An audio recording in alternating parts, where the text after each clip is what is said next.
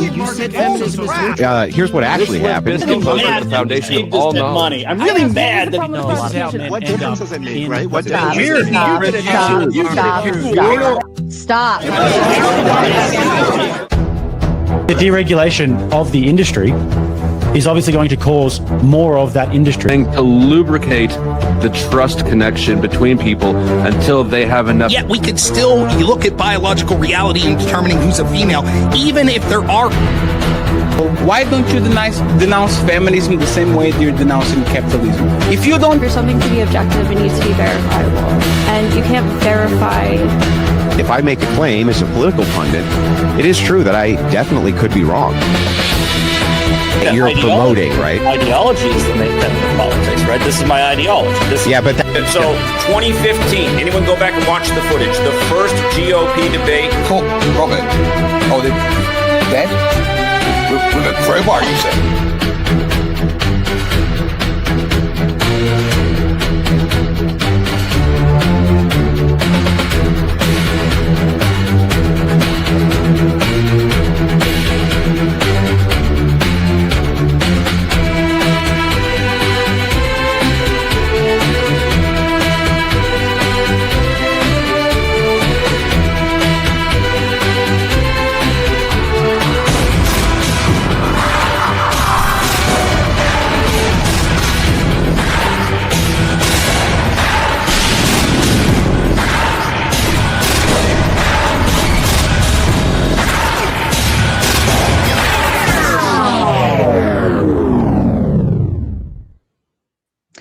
And good evening, ladies and gentlemen. My deepest apologies for the tardiness.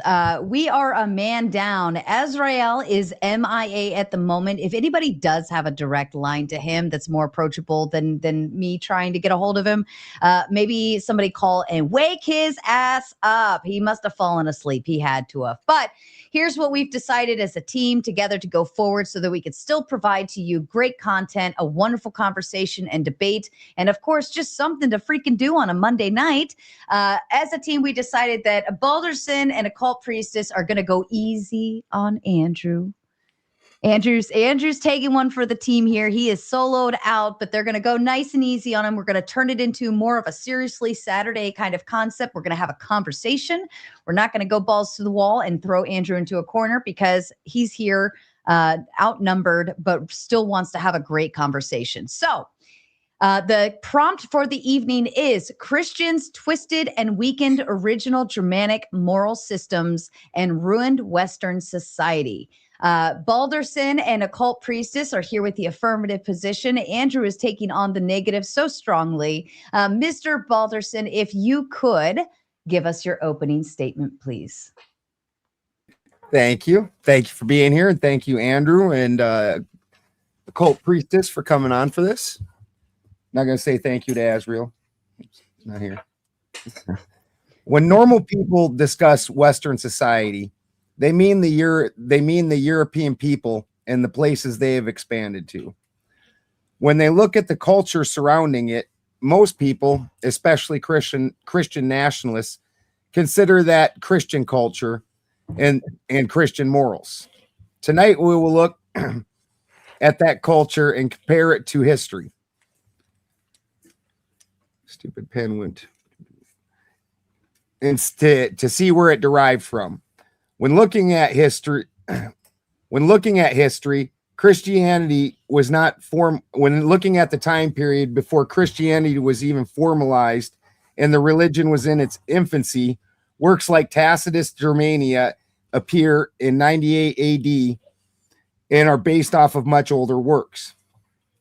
In these, we find descriptions of the Northern European people and their customs. He describes a high trust, closed system. Things like marriage are sacred and infidelity is almost unheard of. To the disapproval of Tacitus, they have honor to an extreme that even at times leads to voluntary slavery, and they still will not abandon it. Honor and family are pillars of that society. This is only furthered when looking at religious works such as the Havamal, the Words of Odin. You will also find independence and self-accountability as pillars of this society, as stated with Havamal verse 37, A farm of your own is better, even small. Everyone is someone at home. A man's heart bleeds when he has to beg for food himself at mealtimes. Christianity, when moving into Germania, had already watched Rome throw itself into those jaws in times like the Battle of Teutoburg Forest, ending Roman northern expansion. So they used tactics similar to Alexander the Great instead, and folded the local customs and symbolism into the religion. Things like Yule became Christmas, and Irminsul became a crucifix. It turns out if you keep the customs, holidays, and taxes the same, people don't really care. The primary difference is they replaced the pillars that built that society with grace and the religion, and a religion replaced honor and self-accountability. The church replaced family. Family and their God became most important. When we fast forward to today, we see a culture that is not high trust. People have lost any accountability for themselves. Begging and taking from the government is normal life occurrences. The Western society has degraded and crumbled. The removal of the pillars that upheld it and built that society have been removed and replaced. Grace never had the power personal integrity, responsibility, and independence had. So the society built on those things has died. Perfect. Thank you, Mr. Balderson. Ms. Occult Priestess, to you, please. Hello, everyone. It's my first time here. I'm Corinne Wilson, Occult Priestess, and this is my opening statement. Unlike the fine gentleman on the panel, I'm not a master debater. I'm just a cunning linguist. So tonight I'm going to skip the foreplay and get straight to how the church spent 2,000 years rewriting our history to make us forget who our gods and ancestors were, and how the Abrahamic New World Order didn't just conquer our lands, they hijacked our symbols and language to mind control us into their debt-based system of spiritual slavery. Think about this. In the old ways, you were born into a legacy, just like Balderson said. You were already a noble birth. You had a name to uphold and nature to align with. But the New World Order of monotheism changed the terms of the contract. They created a soul debt, slave-based system. By the logic of original sin, we are born with a debt that only a divine death could pay. You are told you are the reason Jesus was sacrificed. This is preemptive blood guilt designed to keep the debtor in permanent submission to the church. The ransom. The early church fathers even debated the ransom theory of atonement, arguing who the ransom was being paid to. Some said, they're paying the devil. So your theology basically is a hostage situation. We pagans never left the garden. We are still here with the gods and the trees, and we don't owe anyone for a rescue. The Global Collection Agency. Abrahamic religions are the ultimate control mechanism of the one world religion. If everyone is born with blood on their hands, then everyone is subject to the same global collection agency. It erases local identity and replaces it with universal shame. So the Abrahamic has born into debt, lifelong repentance, and submission to the New World Order. Pagan has born in honor, pursuit of excellence, alignment with nature. So the protection racket. The church spent 2,000 years breaking your legs just to sell you the crutch. They created the fall, invented the devil from the pagan Greek Pan, and codified sin to ensure every soul started life in the red. And who holds the ledger? The church. Who is the only authorized debt collector? The Savior. This is the blueprint for the New World Order. It started with divine right, where kings used original sin to keep the peasants humble while they talked to the bank manager, God. They traded the sacred king, accountable to the land and the people, for the guilty king, who only had to repent to a priest to have his slate wiped clean. A pyramid hierarchy structure of the church, the king, and then the people. In closing, Abrahamic monotheism is the one world currency of religion. It demands monoculture because you can't tax a man who knows he's already divine. You can't control a woman who answers to the stars instead of a steeple. Pagans don't work for a global save me scheme. We want sovereignty back. We want our own names back, our blood, our gods, and the earth. We never needed a middleman. Any religion that gets in the way between us and the divine, by definition, is a Satan, an adversary to our birthright of individual sovereignty. Thank you. I yield. Perfect. Thank you. And Andrew, to you, sir. Thank you, Sarah, for hosting. Thank you, Occult Priestess and Balderson, for taking this debate. You know, on my last debate, they accused me of writing my opening with ChatGPT, so I'm just going to wing this one. I just have my points here, so I can't hear an accusation like that. All I have is the main points I want to hit. And what you're looking at here is just a classic example of oppressor-oppressed ideology. The Christians have to be the bad ones, no matter what, and anyone else has to be the good ones. That's what we're looking at. And if you watch my channel at all, you know I just did a video on this. And if you talk about deconstructing and replacing worldviews and narratives, this is it happening in real time. They're trying to deconstruct what actually happened and feed you a new narrative. So what actually happened? You know, Occult Priestess said, I wrote it down, that they were, before the Christians, they were born into a legacy. Well, that is the case. The problem is that most of the time what happened when the leader died was warring and bloodshed.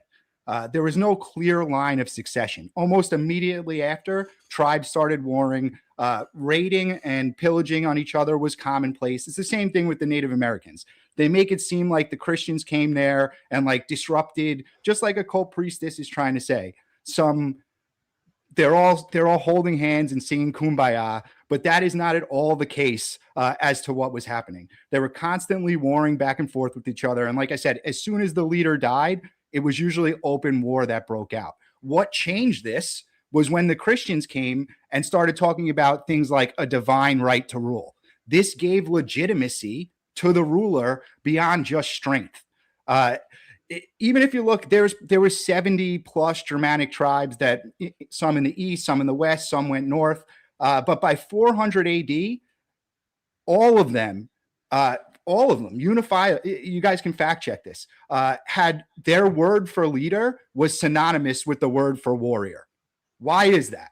Why was that the case? That was the case because the leader was the strongest warrior. So Christians came in and gave this idea of a divine right to rule, ruling by the grace of God, right? And this gave more legitimacy to the ruler for succession. This started to allow for peaceful succession. And then what happened was different tribes started practicing Christianity. They had something in common. They would see each other at worship things that they did. They knew them a little bit better. It created a shared sense of community and stopped the tribes from killing each other, not outright. It took time, but as they grew together and they started to see each other as a sort of brotherhood instead of just a warring tribe. And it's not just that. Monasteries became the center for agriculture, which allowed for investment into industry, which they had never had before. As peace started to come, they were able to invest in infrastructure, invest in other things, because they weren't constantly worried about the next See, when you're constantly at war, this is what tribalism is, right? If you're constantly at war, you can't then progress to civilization because you're always worried about defending your home. So once you take that off the table, which the Christians gave to them, once you take that off the table, you could start to build society. And to say that Western civilization, I didn't hear exactly how Balderson worded it. I don't remember exactly what he said. You can't separate it from Christianity. You know, I've said this before, I think, on this channel, but the schism in the church is what caused a Western civilization and Eastern, which became the Byzantine Empire. That's where that term comes from. So you can't take that out. Without the church, without Christendom that became Western civilization, there would be Western civilization wouldn't even be a concept. And you could see today with uncontacted tribes or places that have had very little input from Christianity, they're not places you would want to live, any of them. So even today we see that, and we could follow. It's not even just like one tribe converted to Christianity and then got civilization. We can follow it from proximity to the Roman Empire, from how close they were geographically. If you go further and further out, it took longer and longer for them to reach civilization. As you get to the Germanic tribes that went north, that became the Vikings. The only reason they had time to become Vikings was because they were the furthest away. So some tribes went east, some tribes went west, and some tribes went north. So you could find a direct correlation in the time frame and when they were brought into an actual civilization and not just warring tribes. And you see this in every account of the Vikings. They always have a Christian priest with them. There's a reason for that. And he's, you know, displaying to them the morals and values. That tribalism was indistinguishable from, I don't want to call them savages, but it was warring tribes constantly. So again, the only way they were able to separate from that, and I don't know what morals and values they're referring to, because they were practicing things like human sacrifice. Balderson brought up one document that was written in like 98 AD. But other than that, it's really just a copy of translated Bible from, I think his name was Ophilis. It was like one of the first written documents that they had. It was translated into Goth. So why is it that before that there was very little written documentation? Why is that the case? It's because, like I said, civilization was brought to them, and all you're looking at here is classic oppressor oppressed. They just want it. They're finishing the line. They went all the way back. The Christians have to be bad right up until the point when Christianity started, and that's what you're looking at right here. They're trying to close the loop so that Christians have always been bad, but this is clearly not the case. And I'm looking forward to hearing how you guys try to argue that. Perfect. Thank you so much, Andrew. I have good news, by the way. Not Azrael. He's still MIA, but I saw that our friend Andy was in the chat. So I messaged him real quick to see if he would pop in. He is going to pop in here in just a few minutes. Again, he's not prepared for it, but I know he's very well versed in this arena. So if you guys are okay with it, I'd like to have him pop up. We'll see him here in just a few minutes. Yeah. So we'll still stick with kind of more of the seriously Saturday concept, since Andy's not ready and Andrew is one man down in that aspect. We're going to have an Andy and Andrew. This could get fun. But he'll be here in just a minute. We'll let him kind of maybe give his initial thoughts. I know he won't have a, you know, the very last 2-on-2 and the only other 2-on-2 you've had me on, it was against Craig and Craig. Oh, that's funny. Yeah, because remember, I pretended like they were the same person in the Craig that goes by. Oh, that's right. That's right. It was Craig and Craig, and now it's Andrew and Andy. That's fucking hilarious. I like it. So, ladies and gentlemen, I do believe Mr. Balderson, Occult Priestess, and Andrew are all three streaming on their own end. So please, while we're proceeding forward, please feel free to go over, send some likes, subscribes, shares, all of that tidbits, support them as we all do here in Mater Nation. Okay, Andy will be up in just a few minutes, but I'm going to leave the floor open to you. So the one of the first things I'd like to ask is when exactly did Christians not have warring and bloodshed in their history? Well, like when was this peacetime that they had? Currently, I think Christians are the most. You know, we're in war in Iran right now, right? Yeah, it's not a Christian war. Like, this is like That you is- guys are the ones that always say this is a secular nation. You understand And I that didn't Pete say- I Hegseth said- has the fucking actual battle cry for the Crusades on his arm and said, "This is a holy war. They're taking back the temple area." It's still Abrahamic war. I didn't say that there was no warring from the Christians. What I said was it allowed them to establish, without having that divine right to rule, they, as soon as, even sometimes before the ruler died, like I said, the word for ruler was warrior. It was important to establish some sort of peaceful succession. I'm not saying Jarl translates to warrior. I'm Find not me that, sure. please. I don't speak. Please do find me that where Jarl translates to warrior. So you're saying that's incorrect? Yeah, I'm saying that you're probably stating the battle title of an actual army chieftain, where Jarl was the leader of the tribe. I'm not an expert on these languages. I'm not claiming to be. That's what I found in the research. If it's not true, I'll concede it. I won't make a deal out of it. I won't make a deal out of it. That's fine. Yeah, I'll take your word for it. But it seems like it makes sense to me, even if there was a word, if it wasn't the official word for it, that like they understood this concept that the strongest person was the leader. And that's what I'm saying. In order to invest in infrastructure, in order to have a state formed, you have to have some type of common ground with your neighbors. And in this case, it just happened to be Christianity that brought them that. I believe you just made my point for me, is that the Abrahamic religions are the blueprint for the New World Order. Sure. I don't know why that's like, would you rather not have civilization? Yeah, I think society is very sick with alcoholism, beating people. I mean, the way that we're brought up is not healthy at all. And I think if we were closer to the earth, then we would have more of a fighting chance, because we are intuitive. We do have psychic bodies, and that's completely debunked by science and the medical industrial complex today. So we've been taken away from nature, in my opinion. Yeah, I don't think it's the Christians that did that. I mean, I would argue that as we become more secular, it's not really, we're just having this conversation, so it's not really the prompt, but as we become more secular, that's when you see more of this depravity start to happen. If you go back to like the 50s, when we were much more of a unified, homogenous Christian nation, like just look at videos of it. Like the lawns are perfect. Everybody's dressed nice. And like as soon as we started right in the 60s with like this liberal movement, that's when everything started to go downhill. As we moved away from Christianity, I think it's Christianity that built everything up, and then you get liberalism that comes in like a cancer and destroys it. Liberalism can only exist on the back of strong conservatism. That's the only place. You can't have liberalism otherwise, because there's nothing for it to be liberal to.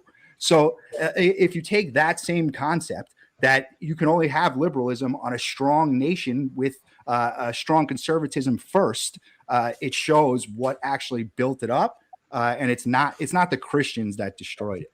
But you are talking about two sides of the same coin. You're saying this thing rose, and therefore this counterpart rose to counterpart it. But Sure. if we didn't have either of them, wouldn't we be better off? Yeah, but I don't know what that looks like. We can read Tacitus and see what that looked like, where there was a society that was an extremely high trust society, where theft didn't happen, where marriages were taken very seriously, and it was one man and one woman, where people took care of each other, where money wasn't even really an issue. So greed and theft weren't issues either. These things are all recorded, and it's not just Tacitus. There's actually 4 different authors, and it's fairly universal in the way that it's all recorded. So are you saying that Germanic tribes were not warring with each other? I certainly never said that. I also asked when Christians were not at war, and that just seems to be the way of people. Yeah, but it's much different when it's tribal. Because, like I said, when it's Really? very tribal, Really, that tribal killing of people is different than Christian killing of people. yeah, Please, because it stops please civilization. qualify that. Yeah, because it stops civilization from forming. When you have We had a civilization, man. Hold on, let Andrew at least explain it. what allowed the European countries to form into statehoods, countries, is because of the shared culture that they had. If they were going to do it before that, they would have done it before that. What's actually was happening is the 70 tribes were constantly fighting with each other. Same thing with the Native Americans here, and in an extremely brutal fashion. Not just like fighting on a battlefield. They were brutal. Like I said, human sacrifice was a common practice. This is not a civil. By definition, tribalism is not civilization. That's the definitional difference. So I don't see how bringing these people civilization, bringing them neighbors that they can relate to and be closer to, thus forming states, and then Europe is a bad thing. Like I don't see how you got there. Like yes, I'm still waiting for your killing is better than our killing. I'm still waiting for that. Well, for example, I'm not an expert on how the Germanic tribes killed each other. We could dig into it a little bit, but like, if you look at other tribes, tribal warfare, like Native Americans, for example, the Comanche, you do not want a raiding party of Comanche coming after you. Like, I don't know how graphic we can get on this channel, but it was bad for your whole family. I mean, like, they're going to impale you, Balderson, to the floor while they grape all the women, like impaled with a spear to the floor to make you watch. And then they're going to cut your arms and legs off and throw you on the fire while you're still alive and listen to you squeal. So I don't see Christians doing that. And that's you missed the Dark Ages? Summer Moon. That's from an account of the Comanche. That's not like a made up story. That's what they did. So I didn't see Christian. At least they had some type of notion. Like even the not warring after the leader died brought a whole concept of not always seeking revenge and a fair justice system, justice instead of revenge. This is something that was brought. What's up, brother? Oh, Andy, I remember. This is something that was brought uniquely to them and helped them form civilization. So that's what I'm saying. I mean, you missed the Dark Ages and the torturing of every pagan and the outlawing of all their religions and the torture and forced conversion, and then also simultaneously missed the wars that happen most every time a king gets sick and weak. They don't even have to die; they just got to kind of get weak a little bit, and then it's war. And that's human history, and you keep pretending like that's not Christians, and your killing is better than our killing, and that's just absolutely insane. I tell you what, I understand what the Comanches do. Being crucified doesn't sound great to me. It really doesn't. And Christians crucified people a lot, especially pagans. And I want to. Except I want to take sorry, Andrew. I wanted to take the moment to say thank you so much for Andy for jumping on last minute. I know it's kind of a replacement option, right? And I know you're also not prepared with a statement or anything, but I did want to give you a couple minutes if you did want to give like an initial thought of something off the whim or just kind of your stance on the prompt if you want to. Sure. I'll just say I jotted a couple of things down just from the opening. So I have a couple of things to say. I think we need to be careful how we think of Christian morality as just like simply a system of guilt, debt, obedience, submission, things like that. Is that part of it? Sure. But that's part of every system. So I think we have to be careful not to caricature Christianity like that. I think Nietzsche has the phrase soul debt, and I just think that's such a polemical phrase and I don't think he understands what's going on really. Even though I do think he's probably one of the atheists who reads his Bible the most, but I think it treats Christianity as if it were post-Kantian, which funnily enough ties into our debate from Saturday, because I think that Jen might have been doing something similar with this Germanic idealism. And I find this debate really ironic because you're arguing for like a Germanic, almost tribal system of morality. And I'm going to argue what you're arguing against is a Germanic idealized or Germanic idealism version of Christianity, just like Nietzsche was. I don't think you actually have the correct version of Christian morality. So the older Christian vision is not like moralism. It's not a vision of creation. It is a vision of creation, nature, fall, redemption, sacrament, and grace. So morality has a sacramental element to it.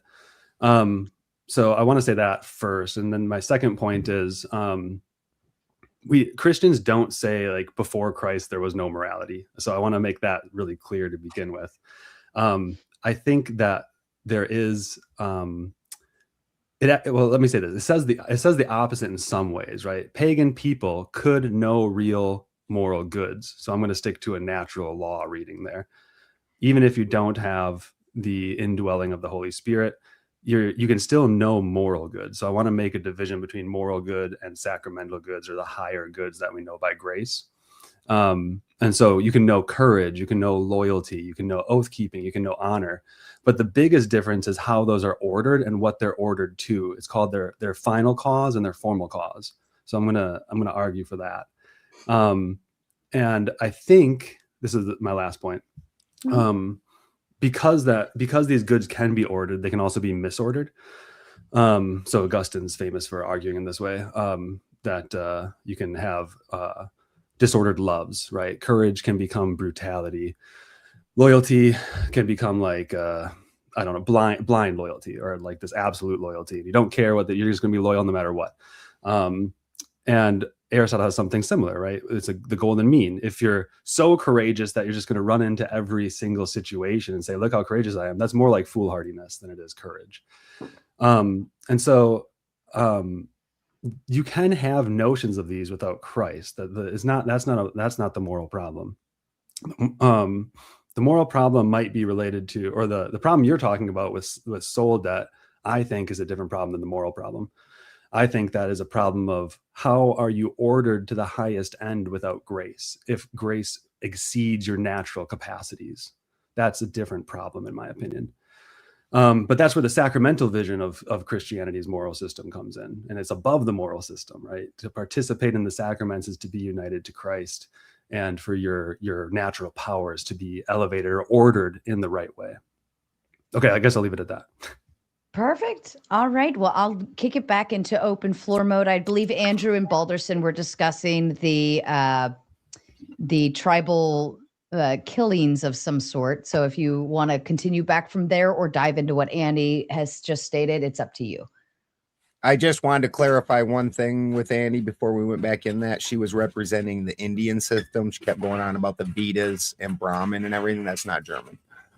Oh no, that's I think she has a form of Western idealism through Fichte and Hegel that she isn't aware of, because she was arguing in a very Fichte and Hegelian way, but then she was waffling between the object exists and the object doesn't. So, but that's. I know. I know the waffling. Actually, I thought she was merging about 4 or 5 different things just off the top of my head when I was going through it. I'm like. Yeah, so no, you're right, not German, but I think she's an idealist, which is to say there is no mind-independent world, but objects still exist. I think she needs objects.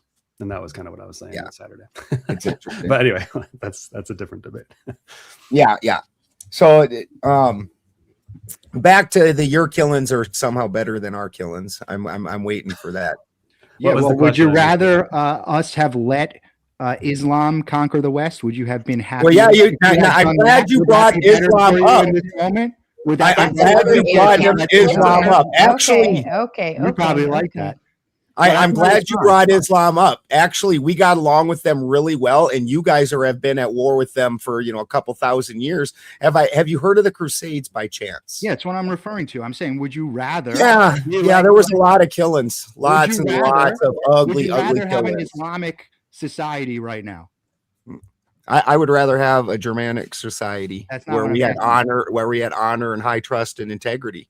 I'm trying to show you why fighting can be a good thing, because he didn't answer the question, Balderson, because he knows this way, because he knows that he wouldn't rather have an Islamic. Actually, we got along with the Islamics fairly well. That we stop them from taking over the West for thousands of years. We fought. Do you know how Russia formed? Hold on. Let's get back to, we were doing so great. Let's get back to like the one at a time, and let's go nice and easy on it. Go ahead, Andy or Andrew. That's gonna I'm giving an example from my perspective of that was it was a very good thing that those Christians were fighting at that moment. Well, I mean, I know you think that your killings are good and our killings are bad. You've made that clear. I'm just waiting for you to actually make that into a real reason. And have you ever heard of Russia? And do you happen to know how that formed? Have I heard of Russia? Yeah, I have. I'm not familiar with the exact Russian history of when they got the name. How it was gifted to the Varangian Guard, which was Germanics that went and guarded the Islamics because they were not part of that system, so they knew they could be trusted, and they were such great royal guards that they were gifted Russia. We got along with them pretty well. Christians are the ones that we seem to have the most problems with because they came and attacked us and then tortured us, and then that's not even my main point here. My main point is the grace thing that even Andy was bringing up, where you guys have a system where you're worthless. You can't help but be worthless. There's nothing you can do to change your worthlessness except for be on Team Jesus. You can in no way can your actions make this any better. You cannot become a good person in any way, shape, or form. And I cannot possibly imagine a more disempowering system to be under, as opposed to the Germanic system where you were supposed to seek excellence. You were supposed to uphold your family. Not the Christian this is why the society was the one described historically, a very beautiful society. That I think that misses the distinction I originally made between, there's a distinction between being salvifically good, which requires the righteousness Christ has, so you must participate in him. That's different than being morally good. A pagan. I got that. Good. And the morally good won't get you into the good place, right? I'm like, I could be the best person on earth, and the only thing that actually saves you is the second one, correct? He's talking about I don't think that just moral act after moral act after moral act makes you righteous. Right. So there's no point to being good. The second one is the only one that counts. This is where I get the disempowering thing. What's your reasoning for saying? I don't think it's disempowering. Why would that be? You can never become a decent person ever. No. Tradition. I got it. Hold on. Ask the question, get the answer, then clarify if you need to. Andy, It's not that you can't become a decent person. I said you can become a decent person. You cannot become divine through good works. Well, aren't we just talking about sovereignty versus no sovereignty? Explain that. To be independent and in charge of how close you get to God and enlightenment versus having to go to this one religion, this one Jesus, and this one Savior. Why does that matter? It matters because you're saying the sacrificial part of Christ is a special spirit that comes upon a person so that they can, I suppose, go to heaven and be with Jesus. And only those people who have heard of Christianity, who have accepted Jesus, can actually go into this place where the original teachings, like from Buddhism and whatnot, is that you can seek enlightenment on your own. Yeah, but you can still seek Christ on your own. And that's not every form of Christianity. So what you're talking about is more of like a Calvinist, Protestant. No, not Calvinist. They would not. Yeah, they would have human depravity and no. I'm going to have an argument with Andrew now. No, what she's referring to, the reason I say that, let me clarify. The reason I say that is because she's talking about no free will and complete human depravity, which are both tenets of Calvinism. Oh, she's saying that. I thought you said, okay, I'm sorry. I thought you were saying, what I'm saying is that that's not the Christian. It depends. Like Catholics are the complete opposite of that. It's all about free will. You have to choose God, and anybody can choose God, and you can do it in different ways. So you have to be careful. And we have to talk about the Christianity that was around then, right? They had two forms of Christianity at this time. It was Arian and Nicene Christianity that was being brought to the Germanic tribes. So the Christianity that you're talking about wasn't even a thing yet. This complete human depravity and no free will that you're referring to, that wasn't even around yet. Clarifying question. Sure. So let's go back to this Crusades example where you said your killing is better than my killing. How would the Germanic system or the system you're arguing for say whether a killing is good or bad? There isn't something in there. Well, the culture itself would decide, but we actually don't have that much for anti-killings. It's just part of life, and it's part of you guys' life too, is my point, that you guys do it. And so I'm not saying our killings are better than your killings. I don't say that. He's the one that's saying his killings are better than our killings. And so killings are just killings. And I feel like that things that are being killed, they just kind of feel that way. They're like, oh, I was killed by a Christian. Yay, this was a good killing today. Like, I just, don't think that's not my point. That's a straw man of what I was saying. What I was saying is that slowly over time, the killings became less frequent among the succession of the leaders in the Germanic tribes as the Christians took over, because they gave them this idea of divine right to rule, which helped in succession of leaders. That's what I was saying. So the killings actually and the intertribal warfare became less frequent as they grew, as they had something in common with their neighbors, which was a shared faith. They started to see them not as a warring tribe, but as brothers in faith. That was a good thing that allowed them to start to form communities that eventually became statehoods, eventually became countries. So without that, that's what I'm saying. I'm not saying that there was no killing. I'm saying that you can see a drastic drop in it. I would really like you to see you prove that. Well, look at the succession of Germanic leaders after Christianity. You'll see it. Well, because that's what he's using as his killings are better, and it was okay that they did killings because they got what they wanted. And we haven't seen a drop in it wasn't a drop. I'm not sure if he missed the entirety of history, but there wasn't. It became, instead of warring tribes, it became warring countries, and it still just went on and on and on. Okay, that's what people do. That's not a difference in either culture. It wasn't going on anymore. It got us to that point. Like, no, it didn't. Modernity. Yes, it did. Dude, do you know that the United States has been at war like 230 Hold on, you're both talking over each other, and every time that the two of you do this, I literally can't hear either of you. So be mindful. All right, I think Andrew, you were saying something. I think. Yeah, they're not killing each other anymore. The Franks aren't killing the Goths, like the Germans aren't fighting the French at the moment. It did slow down, and we're never going to have complete peace. But I'm saying it drastically slowed down from Western civilization, and then investment in infrastructure, investment in agriculture, investment in your neighbors, not just your own tribe.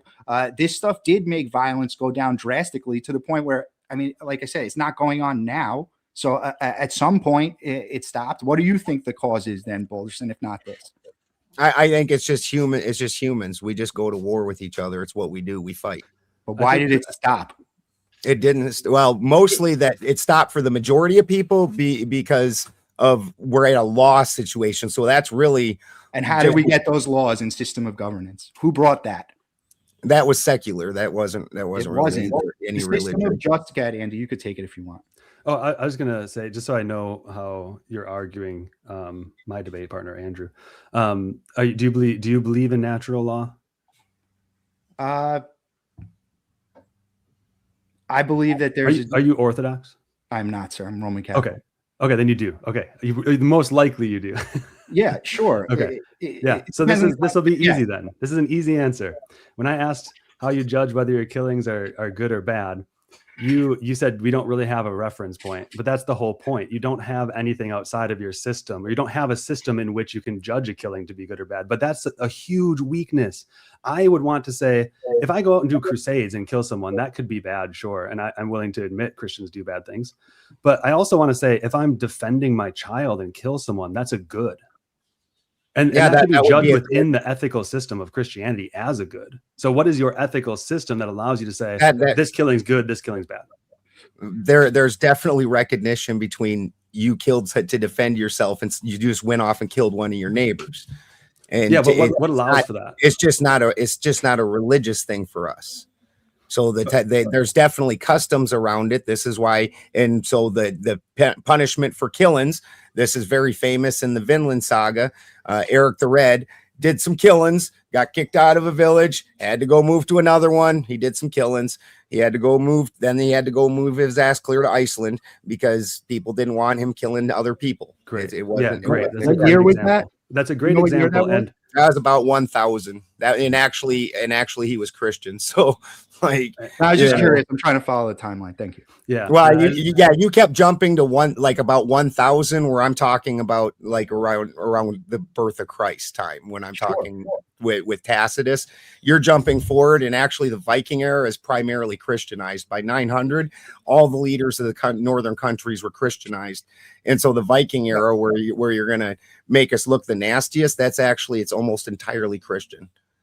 Well, that's why I was saying you could follow geographically. Like the first ones, I think were the Eastern tribes to convert. They were the closest. Yeah, the ones bumping up against Rome, the Cheruskis and shit like that. So that's what I'm saying. And you could follow civilization forming in these areas. So like, are you going to say that was it a net positive to them, or was it a net loss? That's what we're looking at. Right. And it was definitely not a net loss to them. Like, do you think they would rather be in a tribal society where they have to worry about getting raided and every time they go to sleep, or would there like some semblance? And you brought up the justice system that came directly from the Christian values and morals that were brought directly.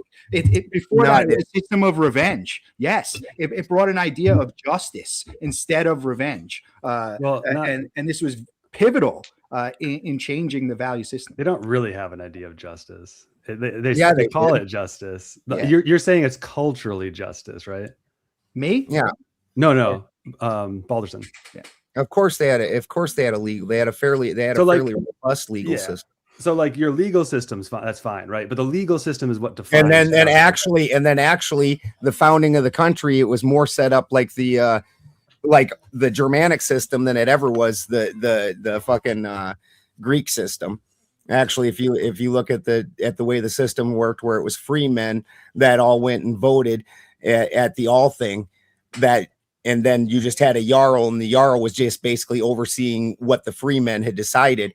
It's very much more what our system is based off of our system than yours. Right. But what I'm asking is what makes a killing just or unjust? They had their own set of rules for that. Social rules, right? No, there was law rules, and they had a lawgiver. Yeah, that just wasn't included in the religion. Yeah, right. So the highest you can get for justice is at the level of what that society decides, what the law decides. That's where we are all the time, right? I don't think so. Really? I think our system is founded on something that John Locke espouses from a much earlier Christian tradition, which is justice is not created at the level of, this is like Thomas Hobbes would say, for example, in his political philosophy, he'd say the Leviathan creates the laws. When you create government, then you get justice. Justice does not exist before the Leviathan. That sounds like what you're saying.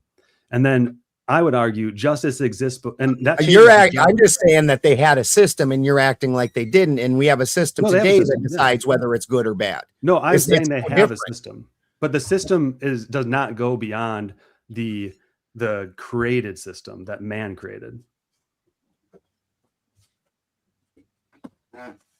I don't understand what you mean by saying that. So my question is, at what level is justice created?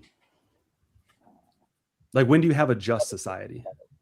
It's going to depend. That's going to be depending on what the society decides. Right. That's exactly what I'm saying. So justice is created at the societal level.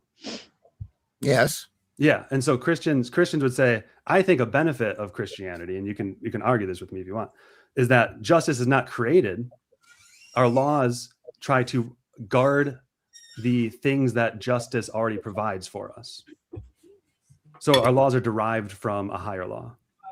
And I think that's a benefit, because then we have internal ways to check our actions and check what people do, rather than saying we're arbitrarily going to decide this guy can kill. That's fine. Well, can I jump in here with your higher law and divine rights? Yeah. Okay, great. I'd love to unpack where the divine right of kings came from, because it does sound like people just decided one day. And who did they make the kings? You can see that there's a succession that most of them were interrelated And this succession came down all the way to today through the Rockefellers and beyond, because most of our celebrities and uber rich people are related. And I believe that all started under the divine right of kings, which, as far as I know, I do not know the hard facts, was made up by someone to control the people in the New World Order. Yeah, I don't think Catholics The old are always in world like a order. divine right of kings, though, and Lutherans certainly wouldn't. So I don't think that's not our position. That's not your position, is it, Andrew? No, I think what she's referring to is probably what I was talking about the succession, where it stopped just killing once one leader died. I'm referring to the Germanic tribes, and it gave that Christianity of the time gave them this idea of a divine right to rule, which added to a peaceful succession, which allowed them to focus on other things and start to build society. Let me just, can I add one thing to that story? Sure. It's not like an Egyptian sort of like the ruler is divine, right? That's not what we're saying. We're saying the law is connected to the divine. It's something similar to what Socrates said. When Socrates says at his trial before he dies, he says, I will follow the higher law, not the law of Athens, right? That's what Christians hold to. It goes way past Socrates even, right? It goes all the way back to like the Pentateuch. Right. The higher law comes from within, with your heart. Oh, that's Germanic idealism. Oh, yeah, but that wasn't working because they were just killing each other to take power. That's the point. Is this gave a uniform morality as Christians kill each other and us to take power. You're all talking. Yeah, this did stop killing from taking power. Not all at once, not immediately, but it made the transition happen peacefully more often, which, like I said, allowed for investments in other things like infrastructure, agriculture, community. All these things happened because the warring slowed down and stopped. Because not every time a leader got sick did they know it was about to be a bloodbath. And what Andy's referring to is having your morals rooted in God instead of just the will of the people. Because what if Balderson, like, yeah, we have our group here and we want to come up with the laws, but you say you want one law to be something, and I'm like, fuck you, I want it to be something else. Like, at least there's a uniform morality. At least there's some code. Because like Occult Priestess said, you can feel what's in your heart. That's great. But if everybody else feels something different, then what happens? Democracy, I believe, is what they call that. It's not what happened.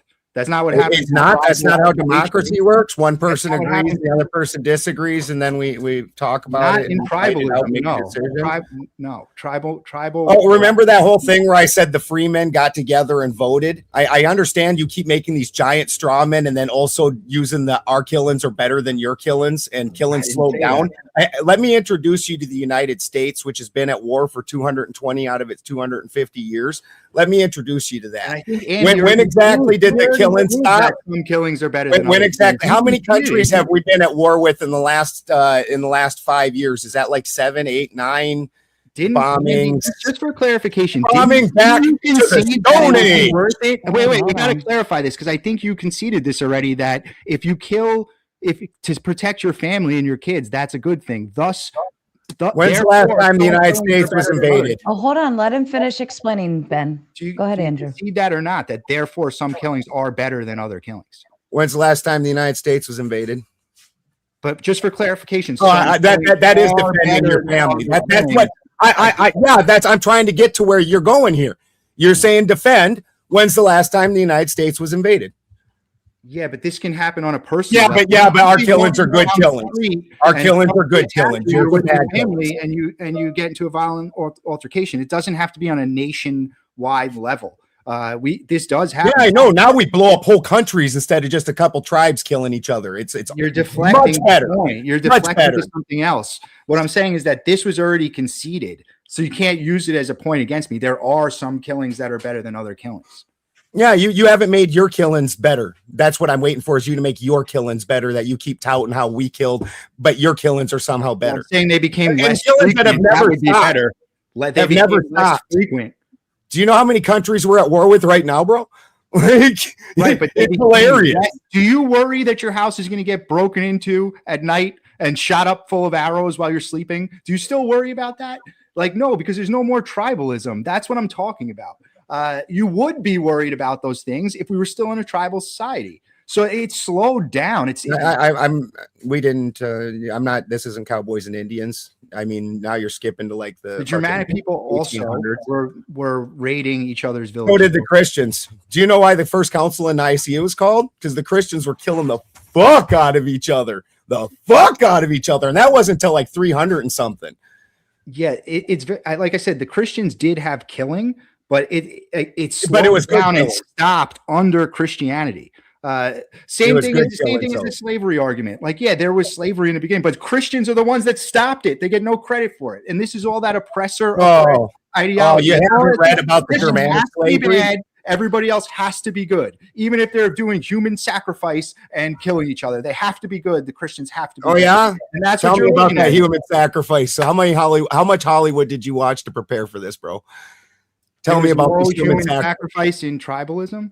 Yeah, go ahead and read the Poetic Eddas. Go ahead and read the Havamal. Read any of them and tell me about the human sacrifice. Let's stay within the realm of controlled conversation because you guys still keep going over each other, and it's just not coming through on the headset. So please be mindful.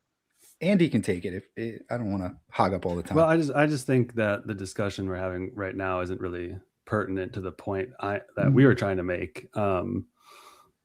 Christians can do bad things, certainly. That's not that I would never argue that they couldn't, and I would never argue that let's say all the circumstances are the same, and one person's a Christian, one person's a pagan. That the Christian who murdered that man is better than the pagan in some way in that act. That they're both equally evil. The point is that the Christian system gives us an internal way to check our actions, whereas you are left at the level of society, and you can change that at whim. What is this internalness that you're speaking of, please? Can you unpack that? Yeah, so there's the eternal law. So this isn't divine command theory, right? There's an external and an internal. So there's the eternal law, and that's like you could say divine wisdom, God, the whatever's thing that we're all born with. The thing that we're all connected to, morality, is sort of the root of so that all men have this naturally, right? There's a natural law, and we participate in the So Christians have always said this, right? Because man, from Genesis, from the beginning of Genesis, man is created, and they're made in God's image, and so they share in this law as well. So the fall isn't a soul debt. In that way, the fall is just we are now missing our relation to God, right? Oh, so this is related to the fall. I get that. No, it's not related to the fall. I was just dealing with your soul debt critique as well. It's related to creation. The reason why we're damaged in the first place is because we fell. The reason why we are not ordered to the highest good, which is God, is because we fell. Okay, so there's an ancient Greek myth that came along, I believe, before the Christian myth, that we fell to earth through fascination, through love. So we were above and we saw earth and we wanted to come, to put it in a childlike way. And then we came, and we went. So here we are. So there was no original sin. There was no shame involved. And it's not seen as a bad thing to come to earth and be a human. Well, the Genesis account isn't us coming to earth as some sort of soul creature. I'm not sure what that has to do. We're not like it's not like a Platonic embodiment. Are you saying that because you think it's earlier? I don't know this story. But you're saying the Greek myth is before the Christian myth. Okay, but wouldn't that just point to the idea that we all have this truth that there is this eternal moral system that you guys are denying? I love eternal moral systems. It's great as long as I don't have to worship a particular God. But you don't want to participate in it. You don't want the justice system to participate in it. That's what you guys are arguing. You're arguing that justice is created in the human realm, not at the eternal level. Oh, well, I believe in the Egyptian goddess Ma'at, who is the goddess of justice. But yeah, all of this is not a physical cop in my face. This is about karma, action, and about just reaping what you sow and being responsible for it, instead of something else being your middleman and responsible person. And if I go to a priest and I confess in some religions, then my sin or my darkness goes away.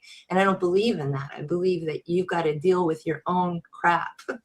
Isn't confessing dealing with your own? Sorry? Isn't confessing dealing with your own crap? No, you're dealing with a counselor there. You're not directly. No, you're coming for the divine, God. and you're saying, I am not worthy. How is that? There's no better way to deal with your own crap than coming before the divine and saying, please forgive me. I agree. And he's sitting in his own Not pew. with Uncle Ted, who happens to be a Catholic priest. Go in your own room. So I wouldn't say there. you're not dealing with your own crap. That's a polemic take, I would say. Okay. I'll let it slide. But okay, so I want to clarify get clarification on your position. Can we agree? Can you guys agree that man knows an eternal law, or can know an eternal law? Gnosis. Okay, you both agree with that, but you don't. So okay, then I need to get more clarification. Doesn't come from Christianity. Well, that's fine. I'm not asking that. I'm just asking. They know an eternal law, and you can participate in it more or less. Yeah, from my perspective, we incarnate on planet Earth to grow the soul from lead to gold. So we go through all the tragedy and trauma of samsara so that we can grow our soul and eventually become a greater type of being. And you grow your soul by following the eternal law? Say that louder, please. Sorry, you grow your soul by following the eternal law. Is that the idea? Yeah, and having a divine relationship with God. Like you have a relationship. And so following it's the 24/7. law puts you in relation to that God? I can't Am I hear quiet? your full I'm sorry. sentences. Following the law puts you in relation to that God? It's called the divine will of God. Yes, following that law. Okay. In service to others and the divine will of God. Okay. And that's what makes I'm just trying to get this straight. That's what makes you good.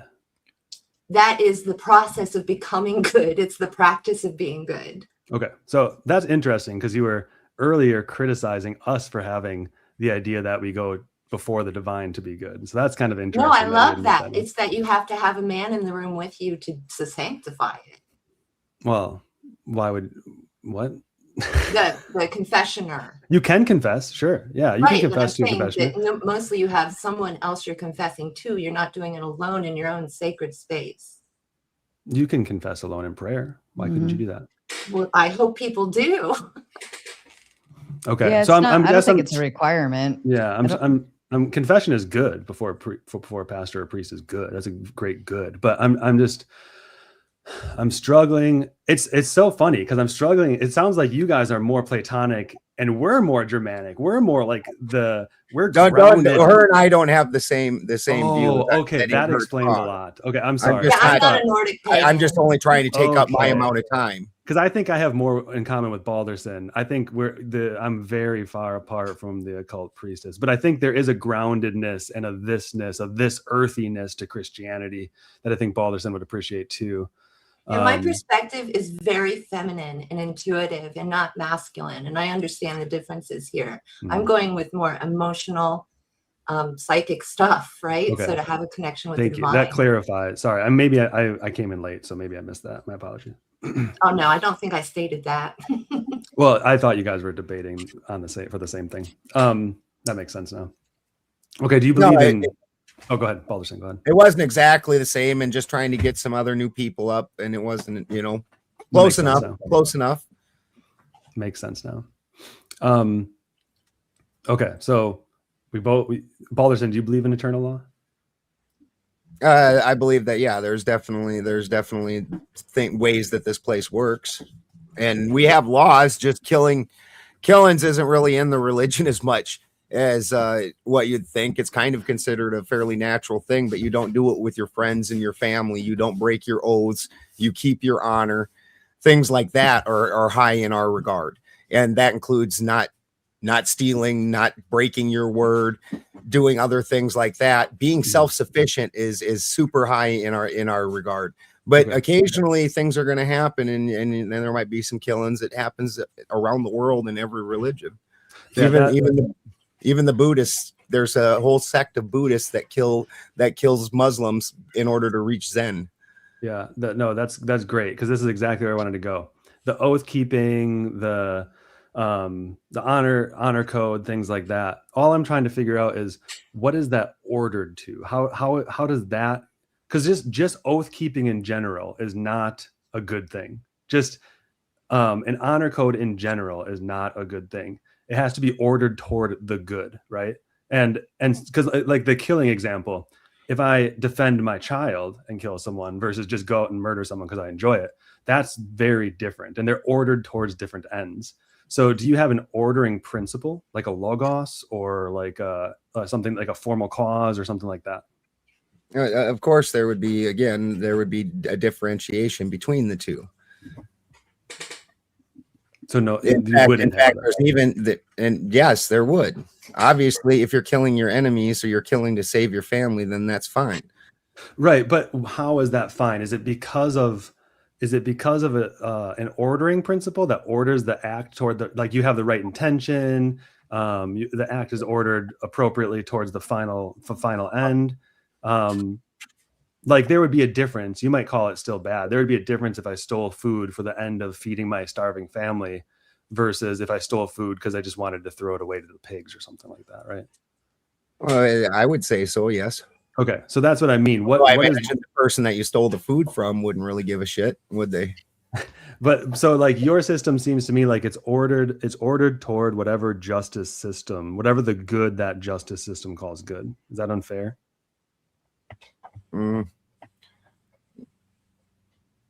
Yeah, that would be unfair. Again, we are the pagan or the heathen system didn't need to have so many written down laws. They managed to do it through honor and being self-sufficient, being self-accountable. They managed to do that without having a bunch of written down laws. They weren't real big on writing in the first place. You might have noticed that. I mean, although they're finding out that there's a whole lot more of rune stones and things like that left behind than anybody ever imagined, they still weren't big on it. Were they not big on it, or was it just not part of their culture to the extent that it became once Christianity was involved? They just weren't big on it. They did right. It's they have a whole runic system. When they say that they didn't have an alphabet, that's this Christian trickery.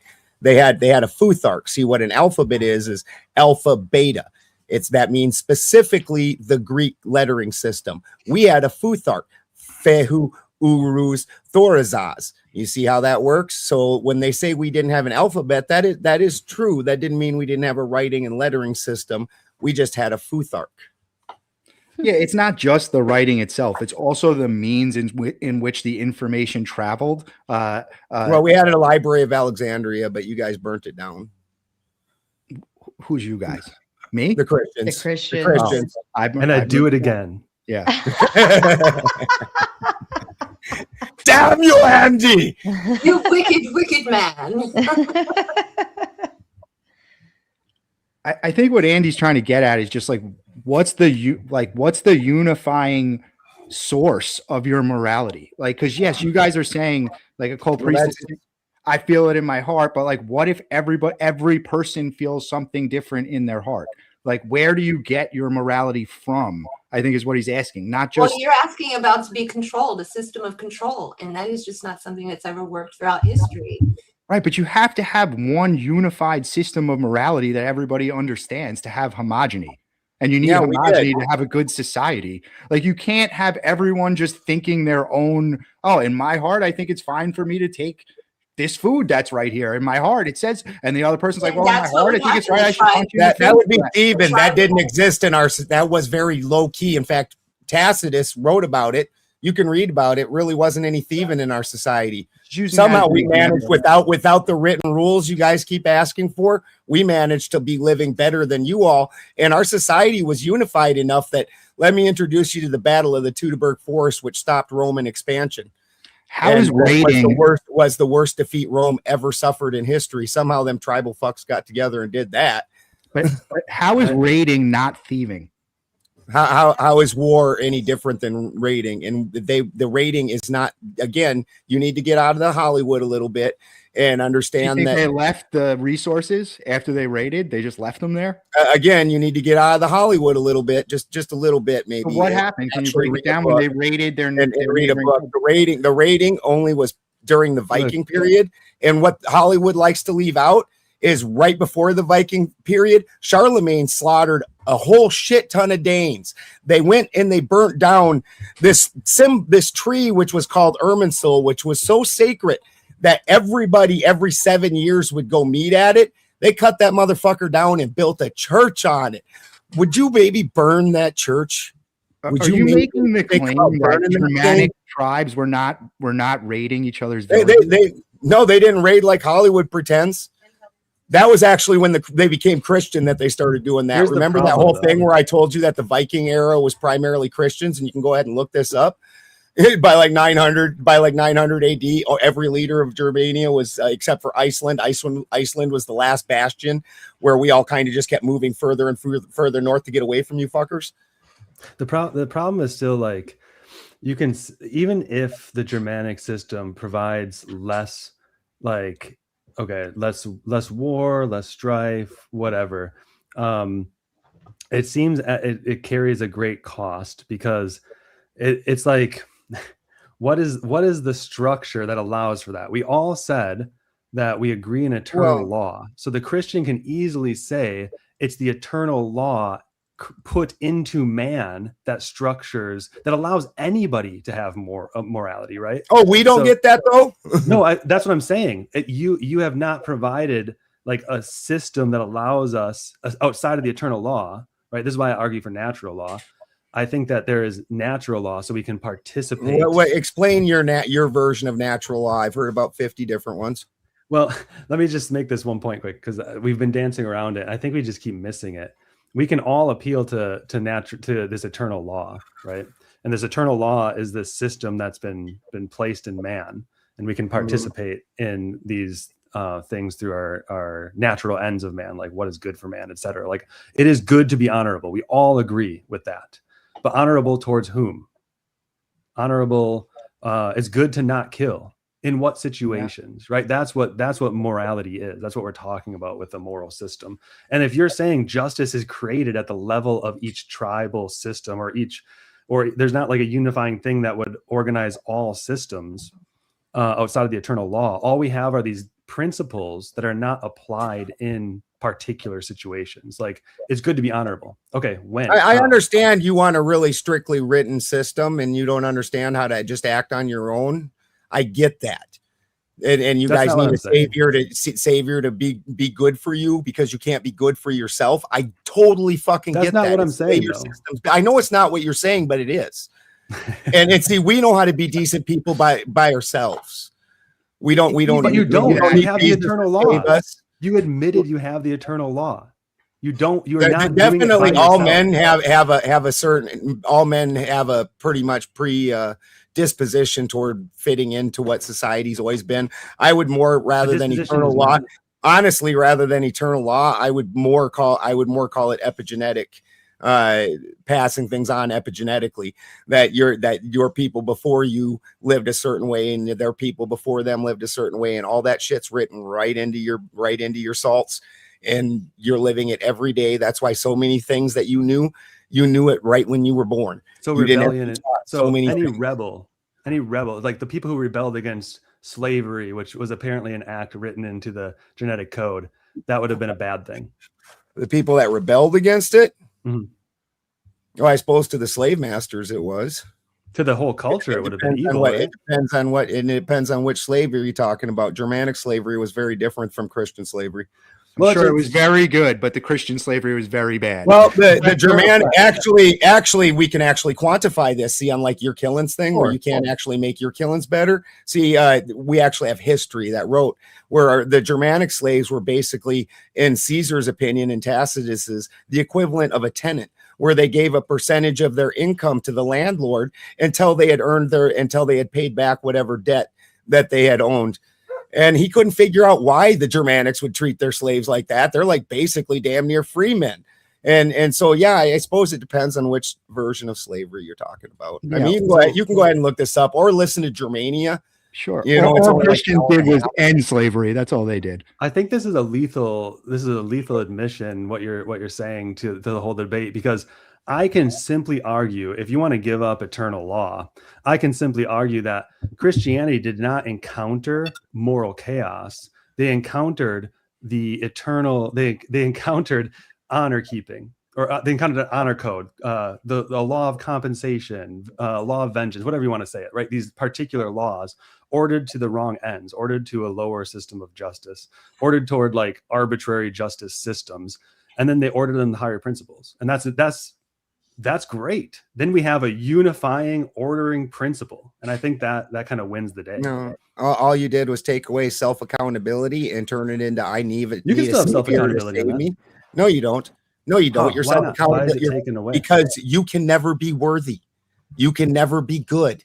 You can never Only be thing divine. you can do is join Team Jesus. No, you can be and good. See, that's a real problem. See, my actions on earth You decide misread where I go in the afterlife.